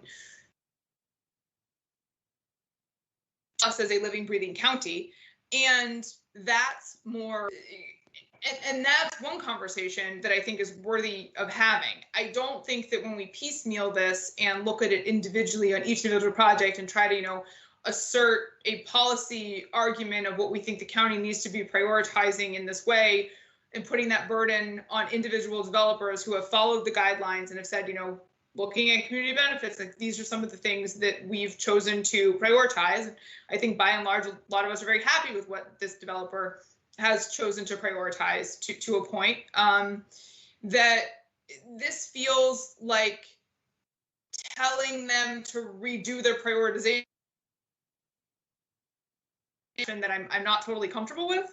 And when I think what we're really saying is we want the county priorities to approach this in a different way and to look at the bigger policy picture in play here. And that's a conversation that I think is worth having and something that I think is appropriate. This was a kind of a long-winded way of saying I will not be supporting this motion. I'm supporting my motion. I'm not supporting this amendment to the motion. Thank you, Commissioner Steinberg. Commissioner Weir. I think it's sufficient just to say that I associate myself with the comments from Commissioners Hughes and Patel, and won't be supporting the proposed amendment. Thank you, Commissioner Weir, and I will chime in too, and I will associate myself with Commissioners Patel, Steinberger, Weir, and Hughes. Do we have any other commenters discussion on the Bagley Amendment, Bagley motion? Okay, let's now move to a vote on the motion from Commissioner Bagley. Commissioner Weir. Nay. Commissioner Siegel. Aye. Commissioner Schroll. Nay. Commissioner Hughes. No. Commissioner Guerin. Aye. Commissioner Morton. Nay. Commissioner Patel, Nay. Commissioner Steinberger, Nay. Commissioner Bagley, Aye. Commissioner Peterson, Aye. Commissioner Sarley, Aye. and I will vote nay as well. The vote is 7-5. The motion fails. Let's now move on to the motion as made by Commissioner Steinberger. The main motion. Commissioner Weir, Aye. Commissioner Siegel, Aye. Commissioner Schroll, Aye. Commissioner Hughes, Aye. Commissioner Gearing, Aye. Commissioner Morton, Aye. Commissioner Patel, Aye. Commissioner Steinberger, Aye. Commissioner Bagley, Commissioner Bagley, Aye. Commissioner Peterson, Aye. Commissioner Sarley, Aye. and I vote aye as well. The motion passes unanimously. Commissioner Steinberger, do you have a third motion? I do.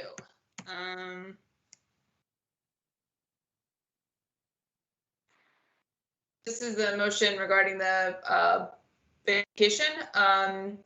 I move that the Planning Commission find that the vacation of one portion of North Moore Street running north from 19th Street North to 20th Street North, adjacent to and to the west side of lots 1 through 6, Block 6, Roslyn, RPC 16019-005. 2, portion of 20th Street North running west from North Moore Street to North Lynn Street, adjacent to Lot 1, Block 6, Roslyn, RPC 16-019-005. 3, a portion of North Lynn Street north to 20th Street North, adjacent to and on the east side of lots 1 through 6, Block 6, RPC 16-019-005, and 4, a portion of an easement for public street and utility purposes running around the periphery of lots 1 through 6, Block 6, Roslyn, RPC 16-019-005. All of the above, with conditions, is substantially in accord with the comprehensive plan of Arlington County, Virginia. Do you have a second? Second, Morton. Thank you. Do we have any discussion?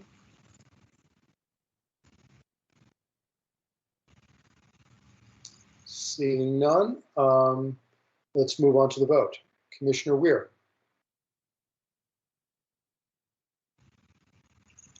Commissioner Weir? Aye. Commissioner Siegel? Aye. Commissioner Kroll? Aye. Commissioner Hughes? Aye. Commissioner Gearing? Aye. Commissioner Morton? Aye. Commissioner Patel? Aye. Commissioner Steinberger? Aye. Commissioner Bagley? Aye. Commissioner Peterson? Aye. Commissioner Sarley? Aye. And I vote aye as well. The motion passes unanimously. Commissioner Steinberger, do you have a final and fourth motion?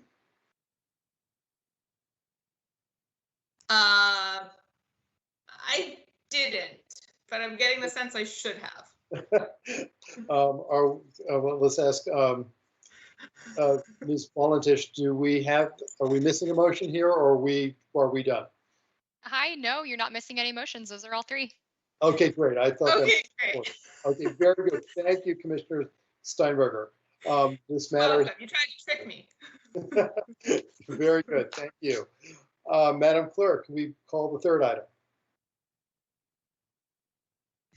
Indeed. The third item for the evening is consideration of the following actions pertaining to the Pershing Drive Special General Land Use Plan Study.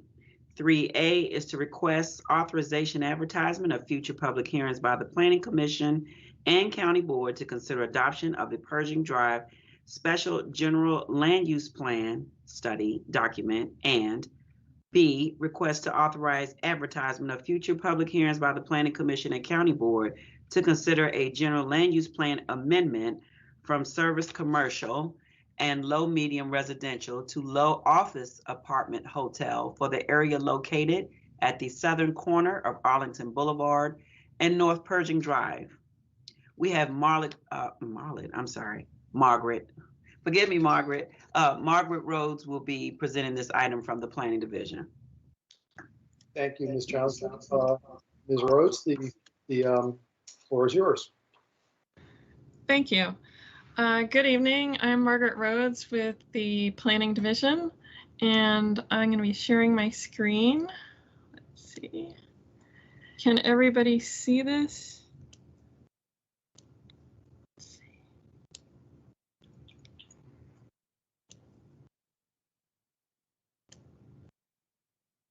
Okay, can you see this presentation?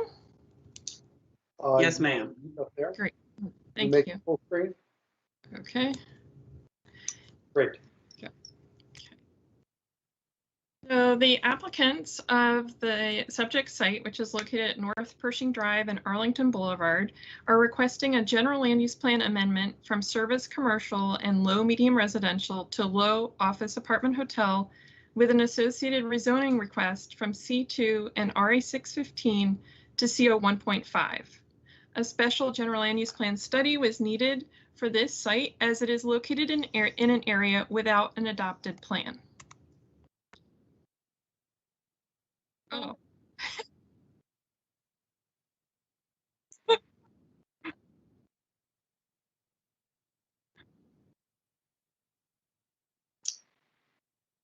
Ms. Rhodes, you're cut out.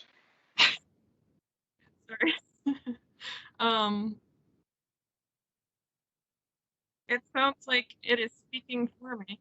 The special general land use plan study background, the policy for consideration of general land use plan amendments unanticipated by previous planning efforts was adopted in 2008 by the county board and calls for a community review process in those instances where there is no adopted plan.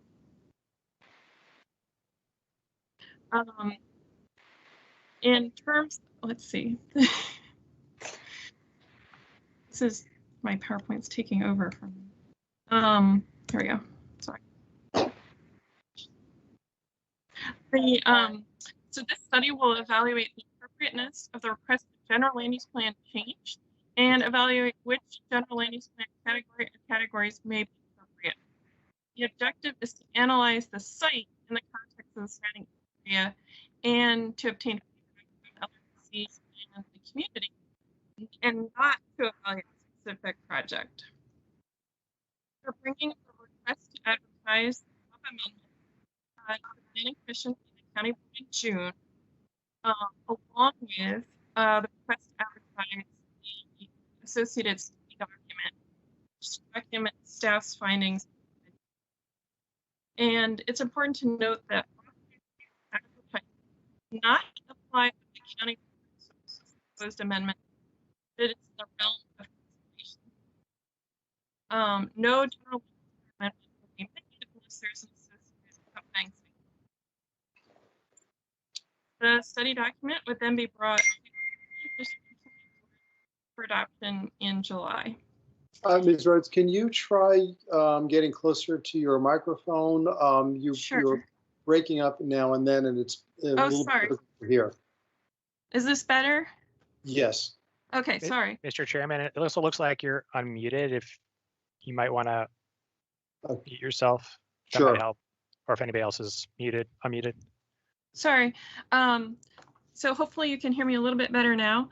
In terms of the stakeholders that participated during the LRPC process, we had representatives from a number of different commissions and committees who are involved at all of the meetings. We had representatives from the Transportation Commission, the Bicycle and Pedestrian Advisory Committees, the Park and Recreation Commission, the Historical Affairs and Landmark Review Board, and we also had a representative from the Lion Park Civic Association. During the process, we consulted on more than one occasion with Joint Base Fort Myer Henderson Hall. We also engaged community members through the LRPC meetings and then also through our online engagement sessions. And we had a number of different county staff from different divisions and departments who participated throughout the process. We had a total of 4 long-range planning committee meetings that took place between October and April. We also had 3 online engagement opportunities, which engaged a broad range of participants. And we have tonight our first of 4 public hearings, which will allow for public comment. So we have the Planning Commission and County Board hearings in June on the request to advertise, and in July on the adoption of the study document. Here is an excerpt from the General Land Use Plan. And you can see the subject site here outlined in red, and it has a split General Land Use Plan designation. So it is service commercial and low medium residential. Service commercial allows for personal business services, generally 1 to 4 stories, and low medium residential is typically associated with a density of 16 to 36 units per acre. The site also has split zoning. So you can see here it's C2 and RA 615. And now we will take a look at the proposed General Land Use Plan amendment. Based on the input we received during the 4 LRPC meetings and throughout the 3 online engagement surveys, staff is recommending an amendment to low office apartment hotel as appropriate, provided that there is an appropriate accompanying site plan. Low OAH is a mixed-use designation, which will allow for development appropriate for this area and would allow for retail.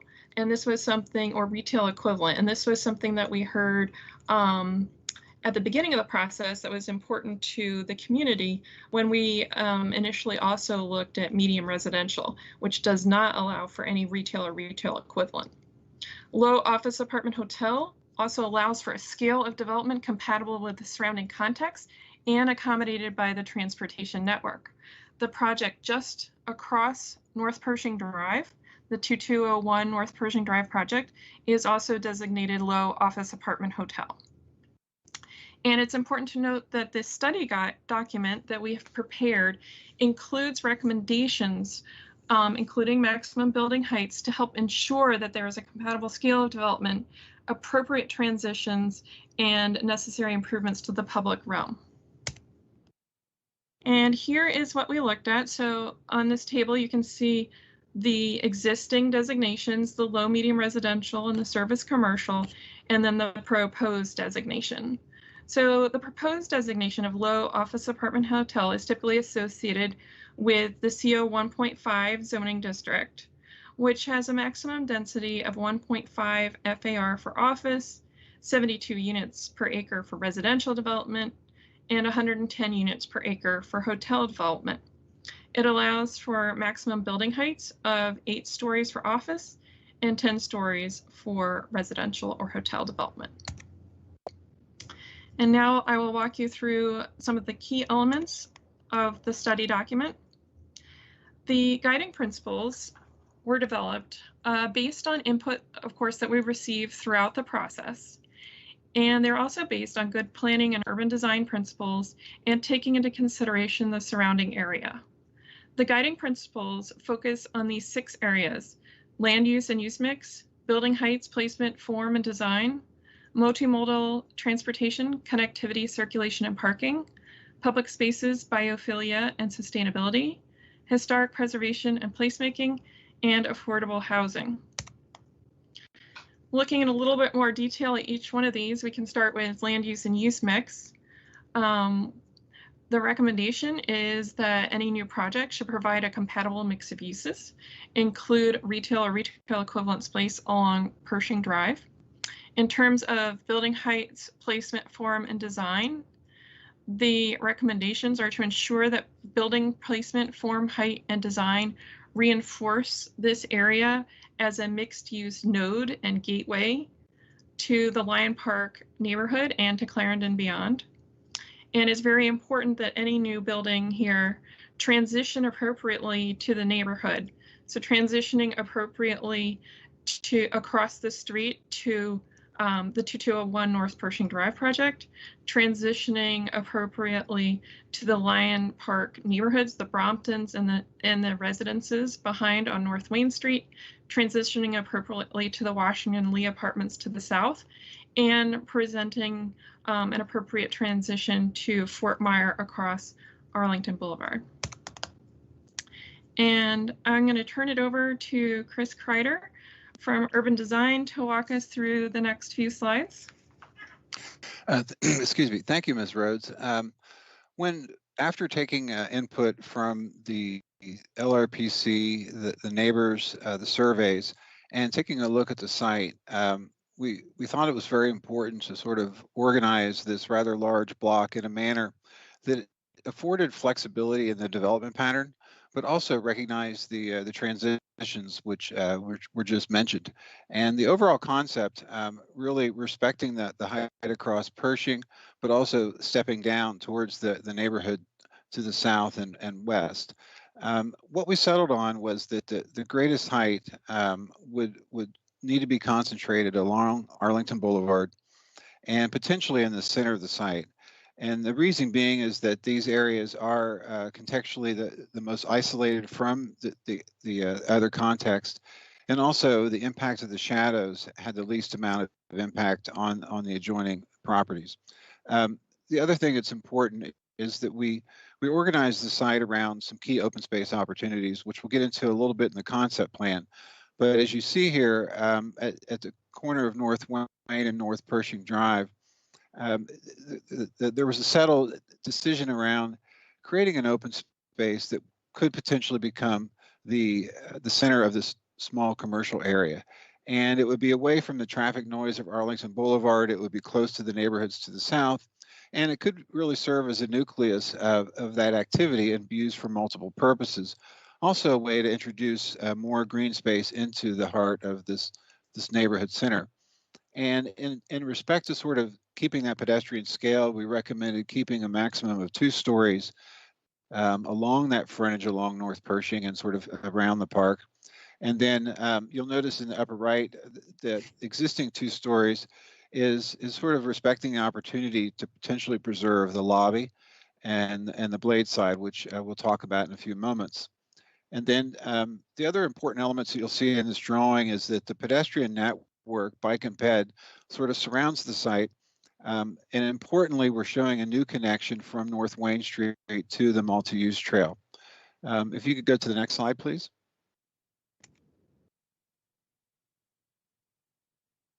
So some of the key features, and this concept design is by no means the building design or the preferred design. It's just a way to sort of explore some of the urban design principles and key principles that were outlined earlier.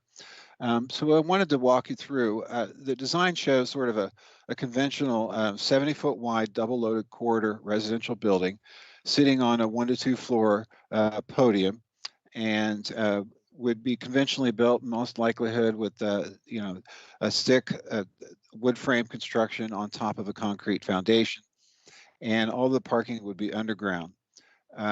As we walk through, one of the important features was the Wainwright Road has no connectivity.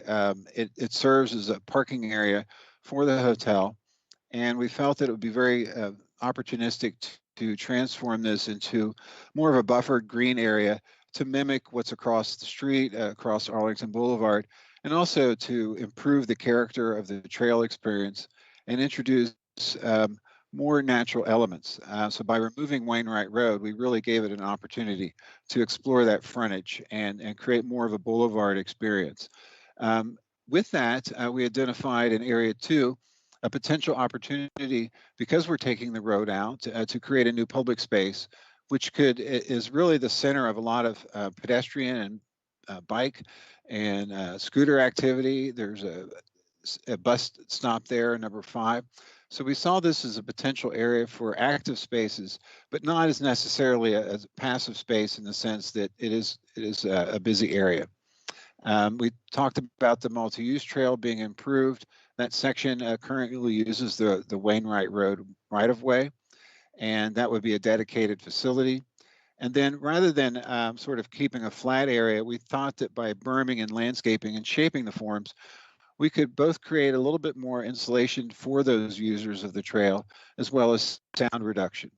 And as I mentioned, the improvements to the bus stop, and then along North Pershing, we want to explore the opportunity as this plan materializes to consider protected bike lanes or something of that nature on Pershing. Right now, it's to the west of this area. There's good bike facilities, and we'd like to bring these up to it. And it's also a rather challenging intersection, a lot of stress trying to get onto Arlington Boulevard Trail. And so looking at that will be very important in the future planning activity. Item 7, as we mentioned, was really stepping down the building to be at scale. We know that the Brompton site potentially could redevelop, so we considered that. But most importantly, we considered the impact on the single-family neighborhood and the Washington and Lee apartments, which are on our HRI, historic registration. So the last couple of things that I mentioned was the idea of this public space. It's a corner. And having this as primarily a pervious area, primarily green, but we also include potentially a plaza that could be used for such activities as food trucks, festivals, and things of that nature. And then finally, we introduced where 9 is the idea of a shared street or a muse that the units would look out onto. And rather than turning their back on the Washington Lee apartments, would look out onto them. And then also importantly, there's that pedestrian access to the multi-use trail. So we've got some 3D illustrations. Next slide, please. Sort of walk you around this concept plan. And I want to recognize the efforts of staff, Pablo Lopez and Laura Schaub, who developed these models in-house. And I think did a terrific job sort of taking the character of the existing context and giving us some solid ideas without really, limiting the freedom of the ultimate developer to design a handsome addition to this neighborhood. So the first view is Arlington Boulevard. So you'll see the sort of the taller section towards the middle.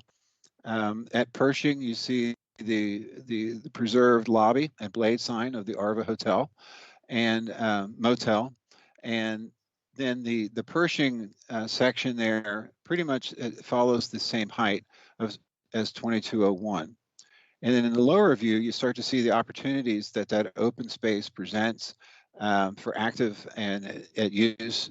We would propose that it would be a privately owned public space, a POPS. So it would be maintained by the developer, but there would be a public access easement on the site. Next slide. And we have a couple of views, this one along Arlington Boulevard. And I want to turn your attention to sort of the adjacency to the Washington Lee apartments. One thing that we're proposing is that at the 4-story, that there would be a modest step back at that location to sort of mirror the height of the Washington Lee apartments. That could be private balconies and such, but also just to sort of acknowledge the tapering. And then above 6, we would see the step back, considerable step back to the 8th story. You also start to see the improvements to that frontage area, a double row of trees. The first row next to Arlington Boulevard would mimic the large mature trees that are on the other side. And then the second row could be more focused on sort of that pedestrian scale and that bike scale, as well as introducing the opportunity for pollinator gardens and other open space opportunities. Next slide.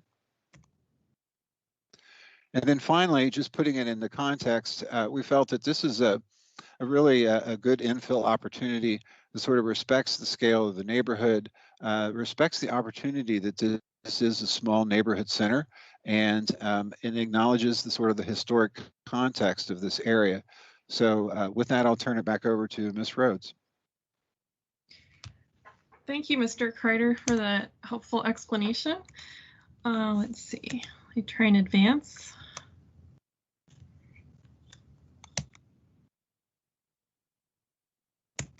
There we go. In terms of transportation, the site should provide enhancements to multimodal access, connectivity, and safety. As Mr. Kreider had mentioned, improvements are really important to the Arlington Boulevard Trail, the sidewalk, and the bus stop along Arlington Boulevard. It'll be important to have service and loading access within the site as opposed to having it out on any of the surrounding streets. And again, underground parking is important. Public spaces, biophilia, and sustainability are also key elements of the guiding principles and the recommendations. As Mr. Crater mentioned, in the corner at North Wayne and North Pershing Drive, we're looking for a public accessible casual use open space. We're looking for the greenway improvements along Arlington Boulevard, expansion of the tree canopy, sustainable design, making sure that we add native trees and pollinator-friendly species, including native milkweed in the meadow there, using creative stormwater management techniques, and considering the inclusion of public art in the public spaces. Historic preservation and placemaking are also important. This building is listed as notable on the Historic Resources Inventory. So it will be important to celebrate the mid-century modern architecture of the Arva Motel by preserving the blade sign, the iconic blade sign, and the two-story glass lobby. It is important to promote attractive and engaging development that complements the historic architectural character of this building and the nearby historic properties. So the garden apartments at Washington and Lee and Sheffield Court and Fort Myer across Arlington Boulevard.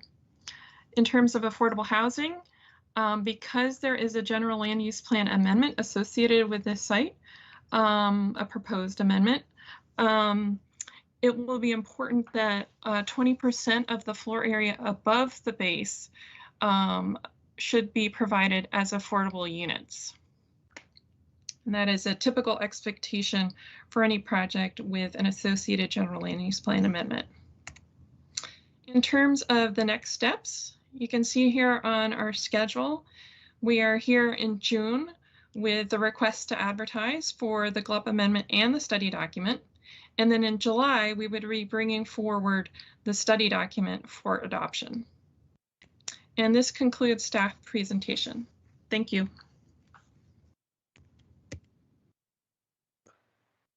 Thank you, Ms. Rhodes. Do we have any public commenters tonight?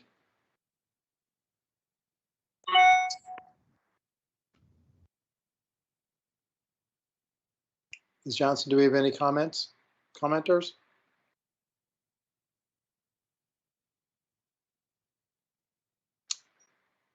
You're on mute.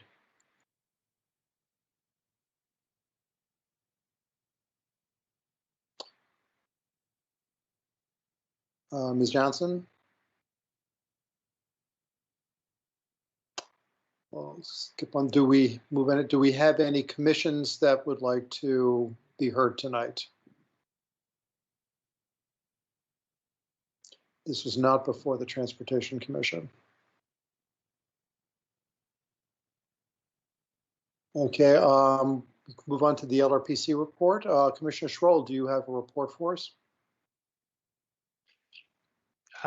Yes, Mr. Chairman. I did circulate my report. Ms. Rhodes and Mr. Kreider did a good job of walking through some of the kind of key issues that were discussed. I won't rehash those. And my report kind of highlights some of the key topic areas that were discussed, and that, you know, the staff report and the study document go into greater detail on those, and would refer you to that.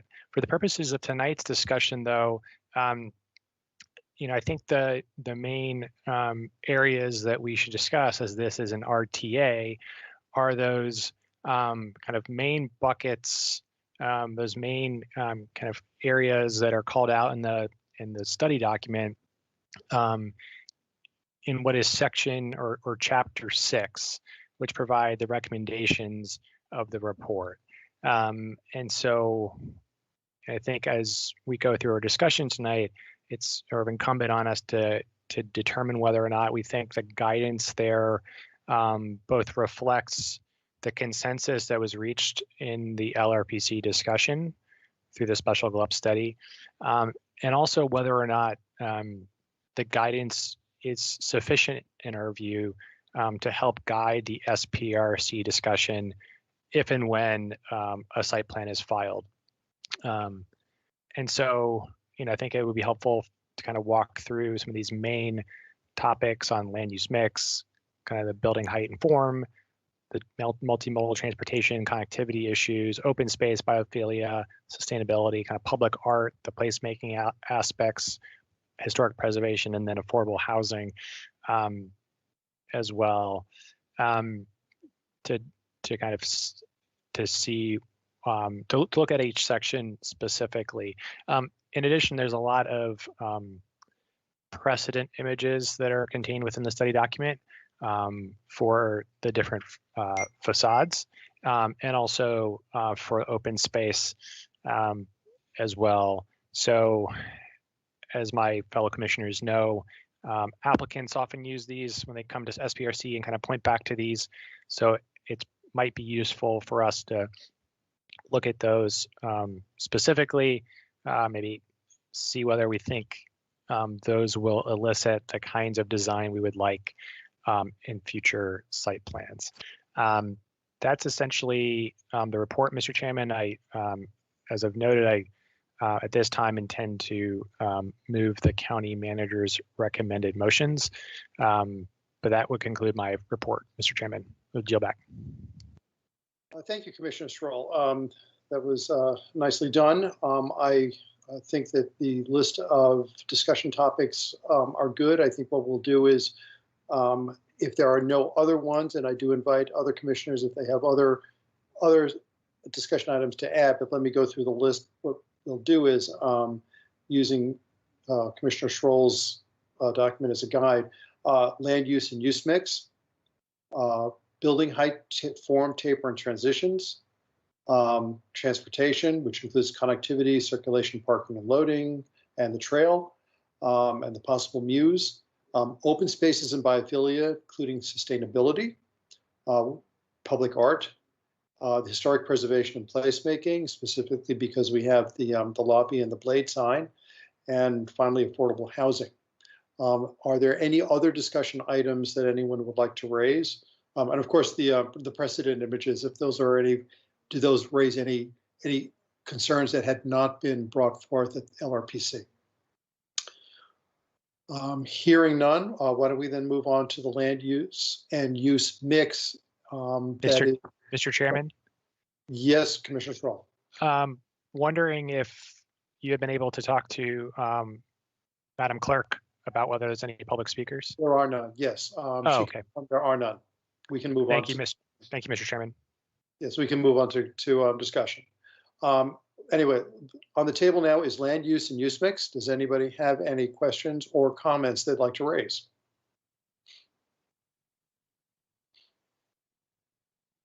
Okay, seems quiet here. How about building height, form, taper, transitions? And that includes toward the Washington Lee Apartments and across North Wayne to the single family neighborhoods. Seeing none, but I can jump in. I'm actually pleased with the building heights here and their location. I think that Mr. Kreider and staff have come across a very elegant solution to get additional height here while being respectful of the surrounding context. And as I recall from LRPC, there seemed to be a consensus of having the heights along Arlington Boulevard and toward the center also. Commissioner Morton, would you like to jump in here? I'll just associate myself with the comments you just made. I like the way the transition is laid out and proposed, especially with respect to the relationship with the Washington Lee Apartments. Thanks. Thank you. Do we have any other comments? Okay, how about if we move on then to transportation? That's connectivity, circulation, the trail, parking, loading, and the possibility of a new shared street muse on the southern end of the property. And again, seeing nobody, I'll jump in here. I'm actually very excited about the idea of that muse. I think that helps break up this super block a little bit, adds additional connectivity, another way to get to both the trail and the bus stops along Arlington Boulevard.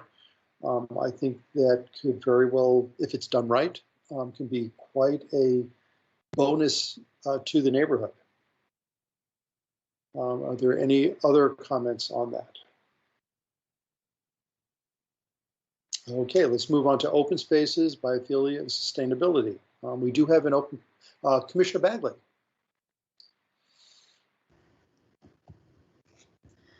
Thank you, Mr. Chair. Sorry. I'm not sure if it's appropriate, but I think during transportation, parking possibly could come up. Sure. Yes. And I do remember in the LRPC that the neighbors seemed very supportive of the, you know, the idea of what could be there, but we're very concerned regarding spillover parking in their neighborhood directly behind, which apparently after hours and on weekends is already pretty full. If I do remember that correctly, I just wanted to bring that up because I'm pretty sure that that's what I heard in that meeting from neighbors. Thank you. Thank you, Commissioner Bagley. Yes, we also have received a letter from the community, from a community member raising these very issues and noting also that the Washington Lee Apartments seem to have a significant number of tradespeople who use that parking lot, who live there, who also have the trucks they use to work every day there. So that parking lot is highly well used. And the concern is that there could be spillover into that. Of course, the Washington Lee parking lots are reserved parking for the residents of that community, so spillover should be somewhat mitigated by that. But I do want to note that there is that community comment. Open space, biophilia, sustainability. We do have an open space that's being proposed here along Pershing. Any further comments on that or anything else regarding biophilia and sustainability? I'm going to, yes, Commissioner Schroll. I just want to thank staff for kind of responding to some of the public comments we had heard during the development of the document regarding, you know, adding pollinator species, pollinator habitats to the open spaces. So commend staff for that. Thank you. Thank you, Commissioner Schroll. I'm going to combine public art with historic preservation and placemaking. Do we have any comments on those? We did get a note from the HALRB commending the intent to preserve the lobby and the blade sign. Commissioner Morgan. Thank you, Mr. Chair. I would just, if we're talking about precedent images, recognizing the constraints of space, I would love to see, since we've had discussion about what's a good facade preservation strategy and what's not, and I think even there's some ambivalence about, or some different approaches to things like sign preservation. I would just love if there's space to have some additional precedent images guiding what might constitute a successful preservation of that lobby and sign. Thanks. Thank you, Commissioner Morton. Commissioner Steinberger.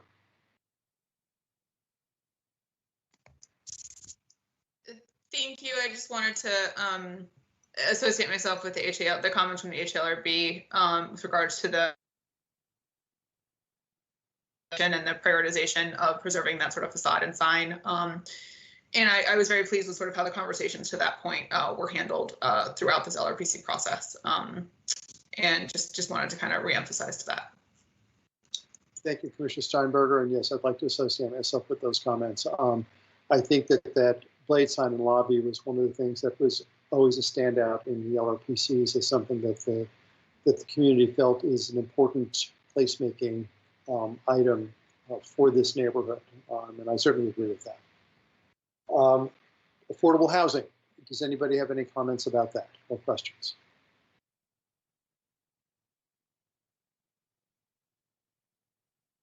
I'd like to link the affordable housing, the ability to have affordable housing here with the additional height. I think that makes it more viable to have additional affordable housing when this site does redevelop. And I think that's a good trade-off here, the height for the housing. Any other comments? Commissioner Steinberger, is your hand up from before, or do you have a comment now? No, oopsie. Okay, thank you. And finally, I think this may have come up. Do we have any concerns about the precedent images that were used for the building frontages and for the open spaces?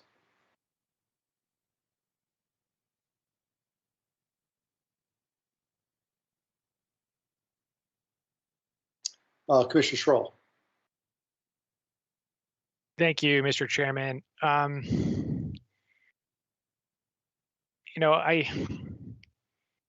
With the precedent images that we see, particularly with the kind of facades on North Pershing, that are, trying to create like a landmark, it seems like some of the precedent images that we're showing here aren't necessarily the most architecturally interesting things to maybe be highlighting.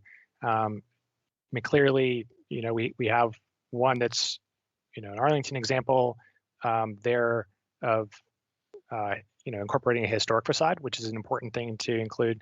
I'm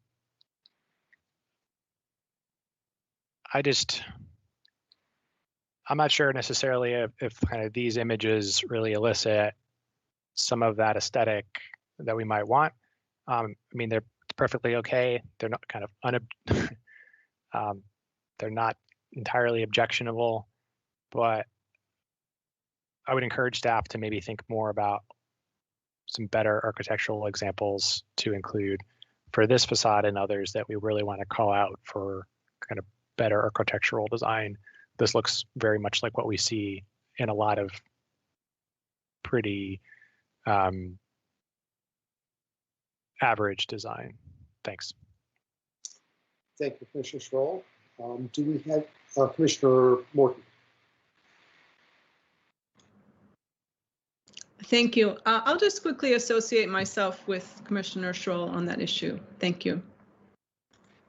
Okay. Do we have any other comments, questions? Any further discussion on this? Commissioner Schroll, I think we may be ready for motions now. Thank you, Mr. Chairman. And I would move that the Planning Commission recommend that the County Board adopt the attached resolution to authorize advertisement, Attachment 1, to adopt the Pershing Drive Special General Land Use Plan Study document as shown in Attachment A of the staff report dated May 19th, 2021. Do we have a second?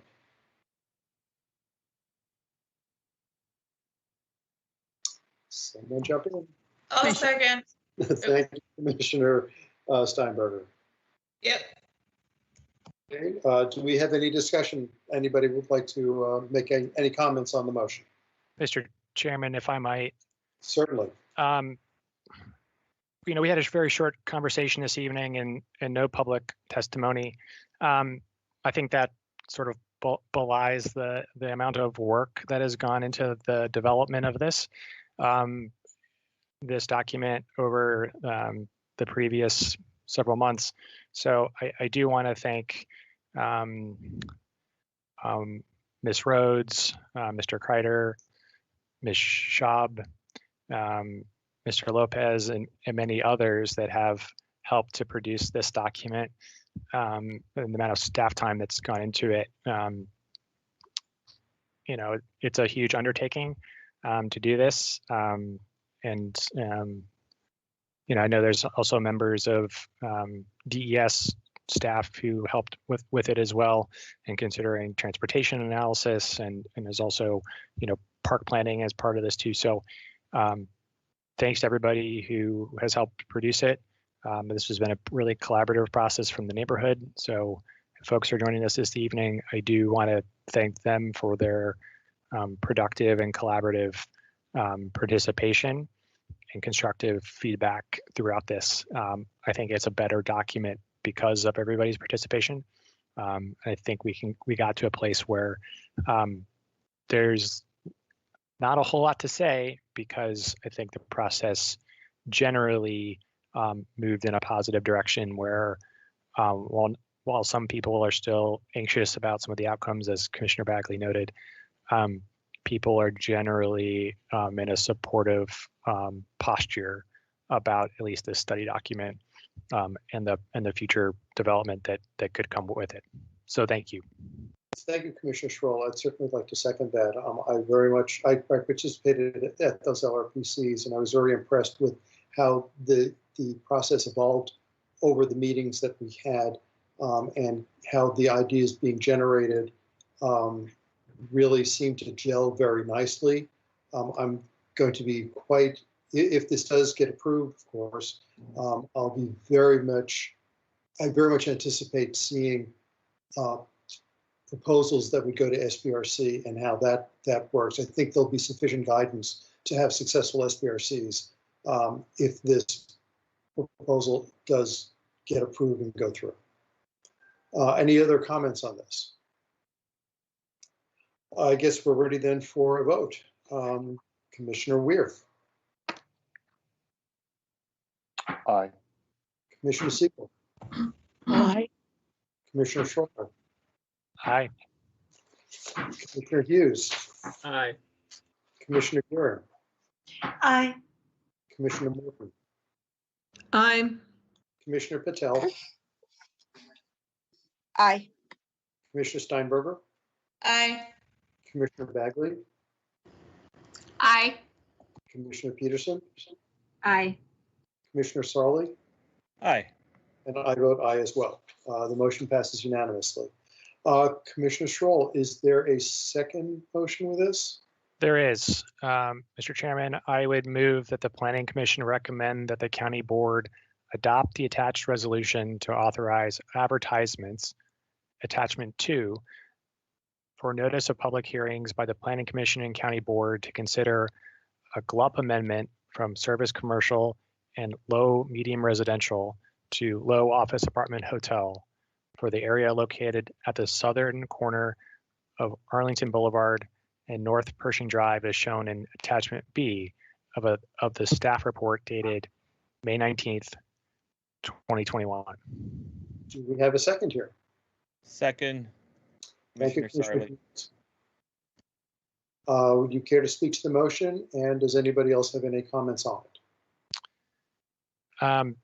The only thing I like to say, and I forgot to do in my kind of lauding of staff's assistance, is I forgot to leave out Commissioner Sarley and those accolades, and thank him for his assistance in helping to kind of co-chair this process. So Commissioner Sarley, thank you.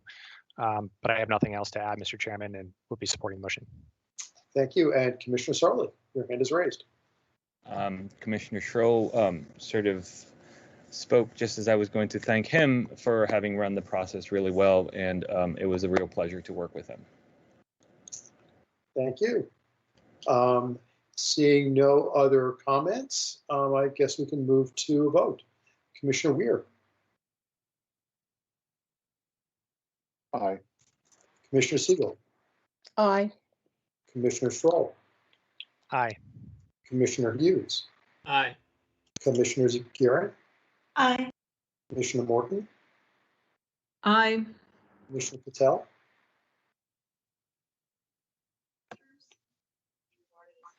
Commissioner Patel. Aye. Commissioner Steinberger. Aye. Commissioner Bagley. Aye. Commissioner Peterson. Aye. Commissioner Sarley. Aye. And I vote aye as well. The motion passes unanimously. This item is completed. Thank you, staff, for your presentations and the work you've done on this. I look forward to seeing this when it comes up for the actual vote. Thank you very much. We will begin our reconvene meeting Thursday at 7 p.m. And I note that Thursday's meeting will be chaired by our able Vice Chair, Commissioner Weir. I will be out at a previously scheduled post-COVID family reunion, so I will not be able to chair. I want to thank all of you, staff, applicants, and members of the public for your time, consideration, and patience this evening. The items heard this evening are expected to go to the county board on June 12th or 15th, and Commissioner Morton will be representing us at those county board hearings. Many staff labor to make this meeting run smoothly, and thanks to all of you. A special thanks to our able clerk, Giselle Johnson, to Ms. Joanne Harrison, and to SBRC Supervisor, Mr. Piper. Also to our tech guru, David Wood, and to all the others who've made this possible. I will remind people we do have the PC memos will be coming quickly. The board meetings are coming up very quickly. So please, let's turn those around as fast as we can with our comments and edits. That said, tonight's meeting is in recess until Thursday. This is Commissioner Steinberger. I wanted to also, I was remiss in not thanking Commissioner Gill, my co-chair on the RCA SPRC. So thank you. That's all. Very good. Thank you all, and talk to you later. Have a good meeting tomorrow night. Good night. Good night. Good night, everyone.